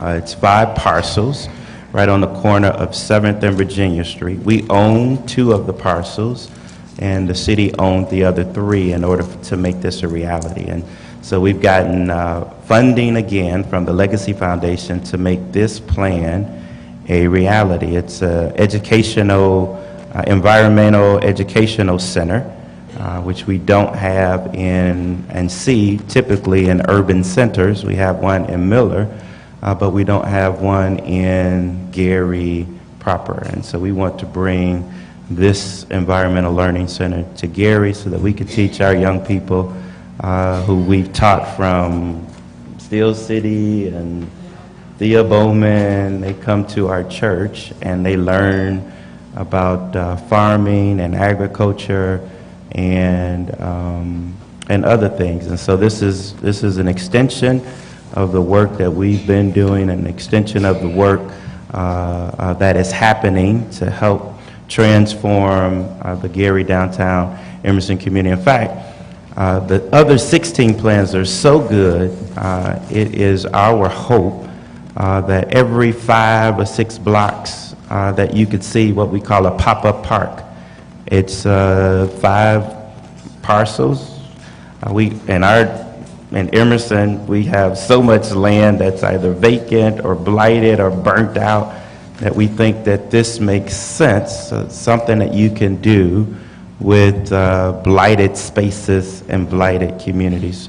We're thankful for our partnerships that we've had with the city, particularly with the sanitary district, stormwater, Brenda Scott Henry shop, Green Urbanism, the city of Gary, redevelopment, who in the past have partnered with us, and that's what makes this all happen. The partnerships that are developed and that we have with the city and with funders who believe in the vision that God has given to us to transform this space that we are in. Right across the street from this, so right now the church will maintain, and we're asking our neighbors to come out and just help us maintain what you see here on the first page. The second page of this is actually a blueprint, or if you blow it up, You'll see what it looks like when you enter into the pollinator park. We hope to attract birds, bees, butterflies over to the park. What we grow at our farm, we have an urban farm where we grow all organic food. We don't use any herbicides, pesticides, and Sister Frida has taught me that a hummingbird is a natural predator to some of the things that eat food. This past summer, we had at least 3 hummingbirds at our farm. And so it is our goal to attract other birds, bees, and butterflies that are natural predators to things that eat our food, like moths and those kind of things. And so we would really appreciate the support of the council relative to these plans that are with Purdue. And then we're currently working with Indiana University in Bloomington. We requested and were approved for a capstone project where they are looking at going above and beyond what we did with the Legacy Foundation through the Gary Downtown Emerson project. They're taking it a step further, so we're working with a graduate class this semester from Indiana University in Bloomington. They're doing another project for us that's going to help our vision continue to move forward. So sometime in April, at the end of April, they'll be here to present us with their findings as to what they're doing. We partner with Calumet College, who've been at our farm. We've had 2 interns from Calumet College. And so we just want to bring some exposure as to what you can do in blighted communities that we want that you can do not just in Emerson, but you can take this any place else across the city or across the world. We just want to be what God has called us to be, a shining light and an example of what faith is all about. And we believe this is what Jesus is calling us to do. And that's why we ask that you would support it. Thank you. Thank you, Pastor Whitaker. I certainly salute the work that you do at Progressive. We're both alum of Chicago Theological Seminary. I'm not an alum. Well, you came close. But I certainly appreciate the work you do in terms of merging faith and the environment and the community, which makes a really big difference in Emerson. And so I salute both you and Ms. Frida Graves for the work that you're doing. Any other questions or comments from council members? Mr. President. Councilwoman Brown is recognized. I'd just like to say that I, too, am deeply appreciative of the work that you're doing in that area. I mean, those of us who are familiar with that area know what it was like, what it has been like, and all the things that you have done to improve the area. And so I am greatly appreciative, and certainly you have my support. Yes. Any other questions or comments from council members? Mr. Chair. City Council Attorney is recognized. Mr. Chair, I've been presented with a copy of 2019-18.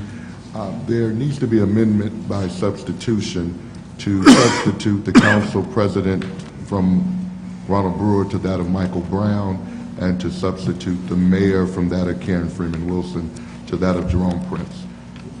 I think we also need to change the prepared by. Has the law department given Attorney Gilbert King permission to do ordinances and resolutions? We haven't done so, but it's been the practice that Mr. King prepared resolutions for the redevelopment commission. I would recommend if you give that authority, then there would be no need to make that a substitution, as long as you give it to him retroactive to the date this was approved. We do. Okay. Thank you, Corporation Counsel and City Council Attorney. Is there a motion to make the said amendments by substitution? Mr. President. Councilman Brewer is recognized. Motion to amend by substitution CPR 2019-18. Second. By Mr. President. It's been moved and properly seconded. Any questions or comments? Roll call, Madam Clerk. Councilwoman Atkins. Yes. Councilman Brewer. Yes. Councilwoman Brown. Yes. Councilwoman Caldwell. Yes. Councilman Weatherspoon, Yes. Councilman Williams, Yes. and President Godwin. Yes. Mr. President, the vote is 7-0. With a vote of 7-0, the aforementioned amendments to CPR 2019-18 passes and is so ordered. At this time, we need to have a motion to we need to have a roll call vote on the actual resolution. That's correct. The vote was on the amendment. Thank you. Roll call, Madam Clerk. Councilwoman Atkins. Yes. Councilman Brewer. Yes. Councilwoman Brown. Yes. Councilwoman Caldwell. Yes. Councilman Weatherspoon. Yes. Councilman Williams. Yes. And President Godwin. Yes. Mr. President, the vote is 7-0. With a vote of 7-0, CPR 2019-18 passes and is so ordered. Council pending ordinances and resolutions on second reading. CPO 2020-01, an ordinance establishing additional appropriations for Fund 261-5701, Commission for Women's Shelter Rehab, sponsored by Mayor Jerome Prince, City of Gary, Angela Hayes, City Controller, Community Development Department. Mr. President, Councilwoman Brown is recognized. I move for passage of CPO 2020-01 on second reading. Second. Mr. President. It's been moved and properly seconded. Mr. President, I move to amend by substitution CPO 2020-01. Second. It's been moved and properly seconded. Any questions or comments? Roll call, Madam Clerk. Councilwoman Atkins. Yes. Councilman Brewer. Yes. Councilwoman Brown. Yes. Councilwoman Caldwell. Yes. Councilman Weatherspoon. Yes. Councilman Williams. Yes. And President Godwin. Yes. Mr. President, the vote is 7-0. With a vote of 7-0, CPO 2020-01 passes on second reading. Mr. As President. amended by substitution. Mr. President, I'm sorry, I neglected to mention that there will be a Finance Committee meeting on Tuesday, February the 11th at 5:30 p.m. and a public hearing on February 18th. That's Tuesday, February the 11th at 5:30 p.m. and a public hearing on February 18th.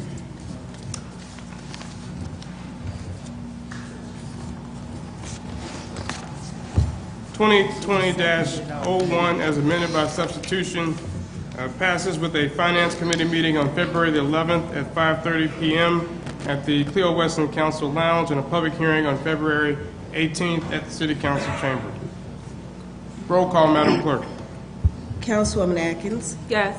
Councilman Brewer. Yes. Councilwoman Brown. Yes. Councilwoman Caldwell. Yes. Councilman Weatherspoon. Yes. Councilman Williams. Yes. And President Godwin. Yes. Mr. President, vote is 7-0. Mr. President. With a vote of... Okay. I'll continue. I would just ask, can we just do them all in one? Yes. Do you want to continue? Was that? Okay, the clerk is going to read all of the Finance Committee ordinances on second reading. Okay. CPO 2020-02, an ordinance of the Gary Common Council reappropriating funds and establishing a 2020 budget for the council's 708 Image Building Donation Fund for local community events in the city of Gary, sponsored by the Gary Common Council. CPO 2020-03, an ordinance authorizing the transfer of funds within the 101 General Fund for the Gary Common Council, sponsored by members of the Gary Common Council. CPO 2020-04, an ordinance appropriating 2020 budget for the operating expenses of grants, donations, special revenue funds for the City of Gary Commission for Women and Health and Human Services for the fiscal year beginning January the 1st, 2020, ending June 30th, 2020, sponsored by Mayor Jerome Prince, City of Gary, Angela Hayes, City Controller. CPO 2020-05, an ordinance appropriating 2020 budgets for the operating expenses of grants, donations, special revenue funds for the City of Gary for the fiscal year beginning January the 1st, 2020, and ending December 31st, 2020. Sponsored by Mayor Jerome A. Prince, City of Gary, Angela Hayes, City Controller. Mr. President.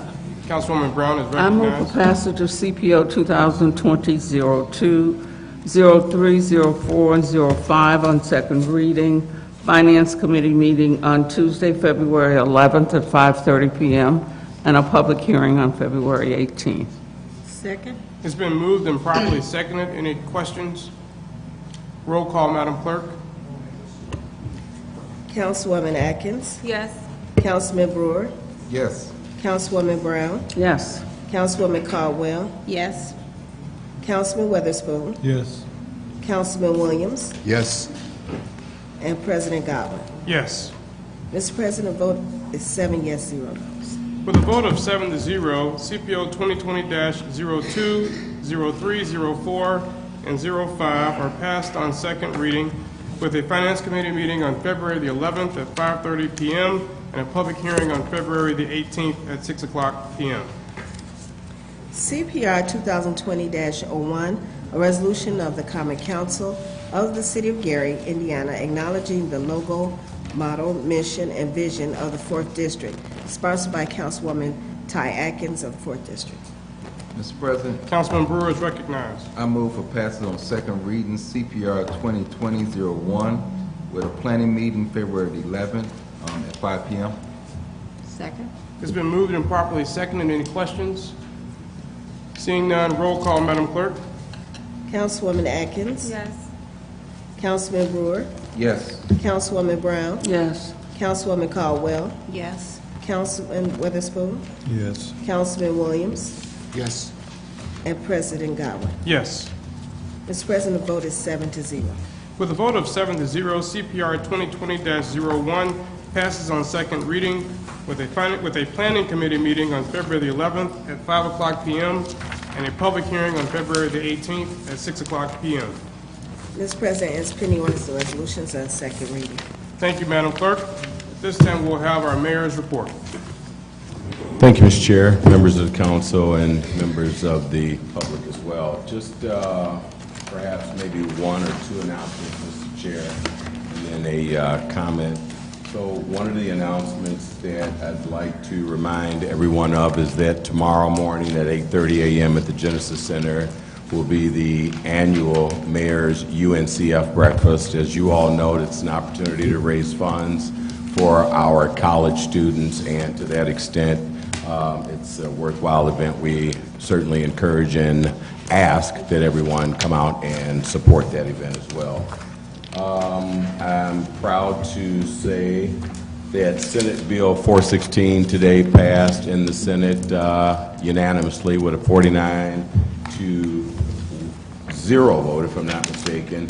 But the significance of that, Mr. Chair, is twofold. One is that our team worked closely with Senators Melton and Charbonneau to craft this particular bill, and it provides the necessary revenues, or at least begins to provide the revenues that we were seeking for demolition of some of the schools and for rehab of the others. And so it's a bill that we certainly take pride in, and we look forward to it moving smoothly through the Senate. Mr. Chair, lastly, I want to mention that in the month that we've been in office, I've certainly had an opportunity to go around all of the departments in the city, or at least most of them, and to that extent establish procedures, or work with my team to establish procedures that could help to bring services to our residents. In doing so, I think that we've noticed a number of challenges that exist, and we believe that those challenges exist as a result of city leaders having to make tough decisions last year. I guess, you know, the only thing that I could conclude is I certainly understand how difficult it is to make tough decisions, especially when you speak about the budget. But my only wish, if we could do it over again, is that the council would have been provided with better information so that they could have made those decisions. But to that end, Mr. Chairman, we're certainly moving forward, and we only ask that all members of the administration as well as the City Council join us in our efforts as we continue to reimagine Gary. I'm very pleased to announce that the coordination of the first floor renovations has been finally completed, and city departments will begin to move back in there February the 12th, Mr. Chair. Thank you. Thank you, Mayor Prince. Any questions, comments for Mr. Prince? Mr. Mayor? Yes. I had a correspondence with Ms. LeBroy. Any updates on the pavilions? Actually, we do, and I actually had a couple of those comments prepared, and so the one that I'm familiar of is that we will be moving forward on the pavilion in the 3rd District for Councilwoman Brown, and there was another, and I don't want to ramble through all of my papers, but if you'd contact the office, we'll certainly provide update information on that. Please, thank you. Okay. Any other questions or comments for Mayor Prince? Mr. President? Councilman Brewer is recognized. Let me just say, from our last meeting discussing about the building department, there a couple of days after the council meeting, and I just have to say I was impressed with some of the changes that was made. A lot better organized, a lot quicker service there, so I'm very impressed. Thank you, Mr. Mayor. Thank you, Councilman Brewer. Any other questions or comments? I would just say thank you so much. We did request at the last council meeting the full employee roster, and that was delivered to all council persons, and I thank you and Chief of Staff, Attorney Colvin, for your assistance in that matter, and we will take that up at a later time. Any other questions or comments for Mayor Prince or any other city officials? Seeing none, is there a motion to adjourn? I'm sorry. I don't want to forget public comments. So we have a list, and we will begin. Each speaker is given 3 minutes. We ask that you maintain proper decorum, and please address all comments to the council. Mr. President, there are 9 names on the public speakers list. The first name is Darnitra Scott.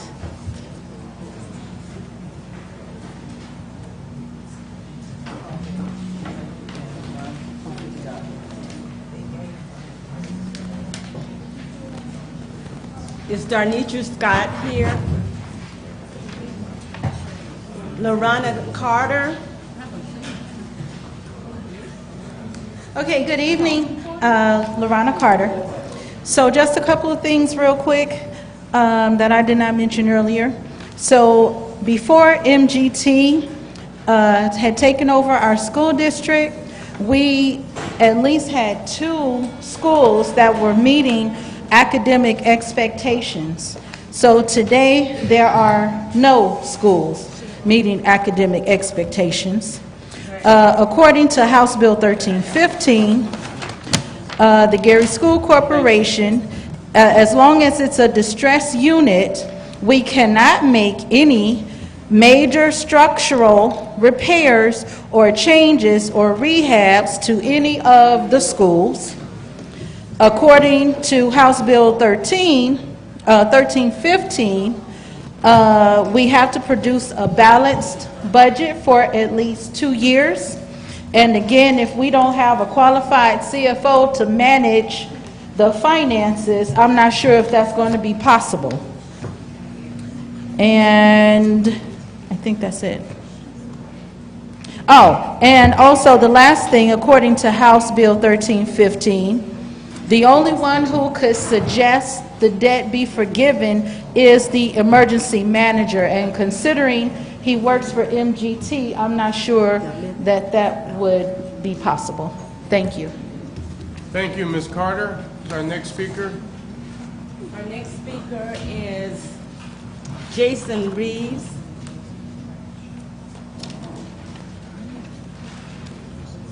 Jason Reeves. Gone. Mr. Riso.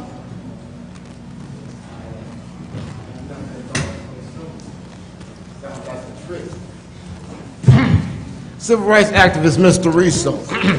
Good evening, everyone. That sounds good. You know what?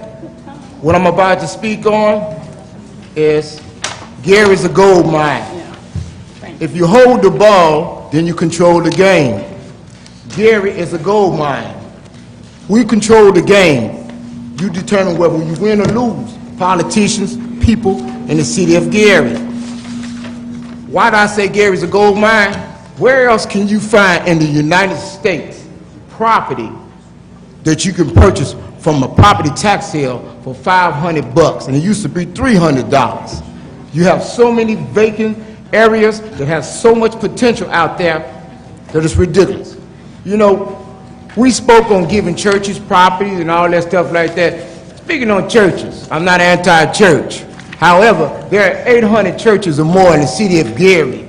We have too many broken souls walking around here, and in my opinion, the smaller churches are doing more for the community, most of them, than the bigger ones. Now, my point of bringing that up is because back in the day, there was no social services. It was either your neighbors or the church if you couldn't pay your rent, food, and many other things. Counseling, and it didn't have to be pastoral counseling at all.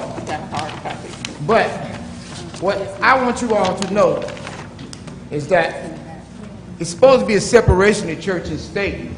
However, these church officials use that to their advantage or their convenience. Thank you. And what I'm trying to say is we need to work together with churches and all so that we can have a better particular city. You know, I'm looking at the city of Gary, and I'm saying to myself, I remember coming to this town. I came to this town because I got my mother's family here, my father's family here, and when I decided to move where I moved, I based it on transportation, stores, which is convenient to me, schools, churches, and now it seems like the only thing we have around is barbecue shacks, churches, liquor stores, churches, and all I can say is churches. We don't have good 24-hour places to go to other than White Castle. So our town is losing. You got towns to come here and they want to put their name on our town. That tells you what everybody in the outside world thinks about us. So we need to stand up for our own town because we're losing it. And everybody thinks the worst of us because we're not barking at the right thing. Thank you, Mr. Rizzo. Jim Nowacki. Good evening, Mr. President, members of the council. My name's Jim Nowacki. I live in the 2nd District. Earlier today, I attended a meeting of the Gary Redevelopment Commission. It's a shame that the council doesn't spend more time looking at what's happening at the Redevelopment Commission. Today, 3 important budgets were passed. I would mention that because the budgets were actually distributed only minutes before the vote. The 2 of the commissioners, Commissioner Johnson, who was here earlier today, and Commissioner Hall, both commented that the print on the budgets was so small they could not read them. The director, Mr. Bittner, commented, yeah, I guess it's so small nobody can see it. I can't read it either.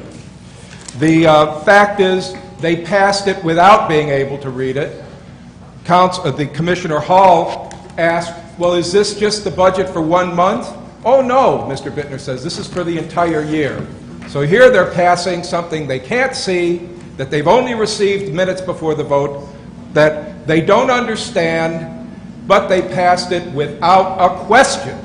And the reason I think that's important is because they're taking another important action, and this is conveying a property at 7201 West 9th Street here in 9th Avenue in Gary, Indiana. It's being sold to Gary Material Services. That's Bill Kreitzler. He was one of the previous mayor's biggest contributors. And the reason that's interesting is because the previous owner of this property had a fire on his property and the structure burned. You know what happened to his assessment? It doubled. The assessment doubled. He fought it for years, couldn't win the appeals, so now it goes to the city, got it from the tax sale, and now they're conveying it to Mr. Kreitzler, who owns the property adjacent. You've seen it. You can't miss it. It's a pile of debris. It's one of those places that is a dump ground for the city of Gary. And the reason it's important to know this is because Bill Kreitzler has been cited by the Indiana Department of Environmental Affairs. He's spent time in prison, as everyone knows, because of the problems he's had in Gary. But because he's a big contributor, doesn't create a problem for him wanting to get this property that had been disenfranchised the previous owners. And the reason is because he needs it for more places to dump. If you see it now, you see that the mountain he's created has flooded all the adjacent streets, has flooded all the adjacent properties, and it's only suitable now for dumping more garbage. This is, and I promise you, because they've already said at the meeting today, this is what they said at the meeting today. Oh, the meeting next week is when we pass that ordinance. In other words, there's no more questions, there's no more issues, there's no debate. They've already decided, without a vote, to convey it to this very, very poor character. Thank you. Thank you, Mr. Nowacki. Ken Willis, Mr. Wills isn't here. Davi Welch McNish,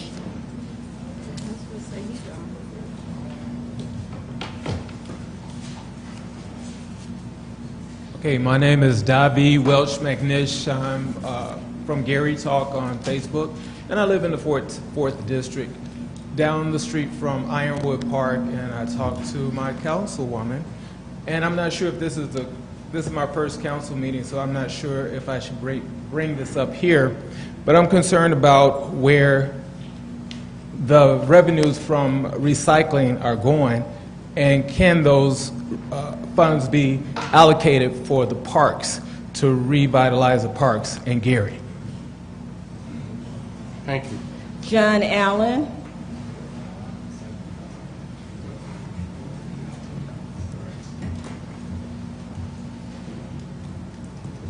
Good evening, council. Good evening, public, and mayor.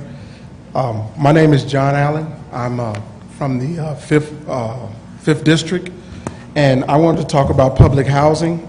As you all know, we are in a city where we're at about 30% poverty rate, and even the issue with the daycares is only a result of our economic situation because we have a vacuum or lack of commercial property, and that's probably why so many home daycares. But with that being said, I came here to address the issue of us subsidizing or us attempting to subsidize our way out of poverty. First, I want to start by asking us, the City Council, to consider this. It's Black History Month, and we have people such as the head of housing right now, which is a gifted brain surgeon, Ben Carson, and he's even had a movie made after him with Cuba Gooding playing him. So this is to take nothing away from him, but we have to ask ourselves, what is a brain surgeon doing, the head of housing, for the federal government? It's 300 million citizens in the United States, and they couldn't find anyone but a brain surgeon. I respect Mr. Carson, and I think he has a very uphill job with the magnitude of the problem we have with housing. But at the same time, I think that our federal administration in D.C. could have did a little better, and I think he's being used as a straw person to execute the Republican agenda through our housing authority in our urban areas. With that being said, I'm personally affected by this issue, not simply because of my plight or my fight or battle, those that know about it, with the GHA and HUD with wanting to do subsidized project in the footprint of my current business, but it's a business up the street at 700, not a business, a building up the street at 700 Broadway on the corner. And in June 26, 2013, it was an amendment passed for a loan to this building, the 747 Broadway Plaza, Inc. And it's also a subsidized project of 18 units funded by HUD. And we loaned, our taxpayers loaned in the construction of that building $1.5 million. And this was the fourth amendment to this loan. And it's a 20-year loan with zero interest for 20 years, for as long as this person don't ask for a tax abatement. And speaking of tax abatement, he didn't ask for a tax abatement, but yet we gave him $1.5 million, and it's 2020, 7 years later, and the building still sits vacant. And so I'm arguing this, that it's vacant properties already all over our city controlled by the Federal Housing Authority or a PHA, meaning the Gary Housing Authority, and nothing's been done with it. And I bought the tax certificate to that property too, because the taxes on that one was late as well. Thank you. Thank you. Clifford Salmon,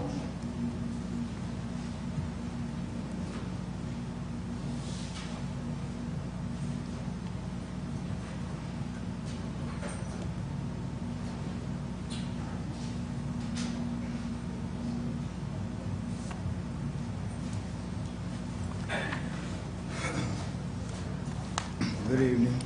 Good evening. I have similar concerns as many of the people here as well with vacant properties. Feel like there's a lot of things that we can do with these properties. As the gentleman just up here said, that these properties, they're not being maintained or whatnot. So my question is, my concern is, why, like for example, I'm in my 40s, and I believe it's 5th and Arthur, there's a apartment building that's been vacant there for over 40 years. So my question is, what is the plan? That's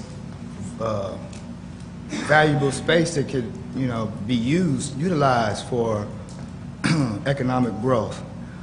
We could have farms or create jobs where homeless people or people without jobs can start renovating these spaces or things of that sort. So that's my thought for today. This is my first time coming to one of these meetings, so I'm not the best prepared, but those are my concerns. Thank you. Mr. President, that ends the public speakers portion of the meeting. Thank you. Is there a motion to adjourn? So move, Mr. Chair. We stand adjourned.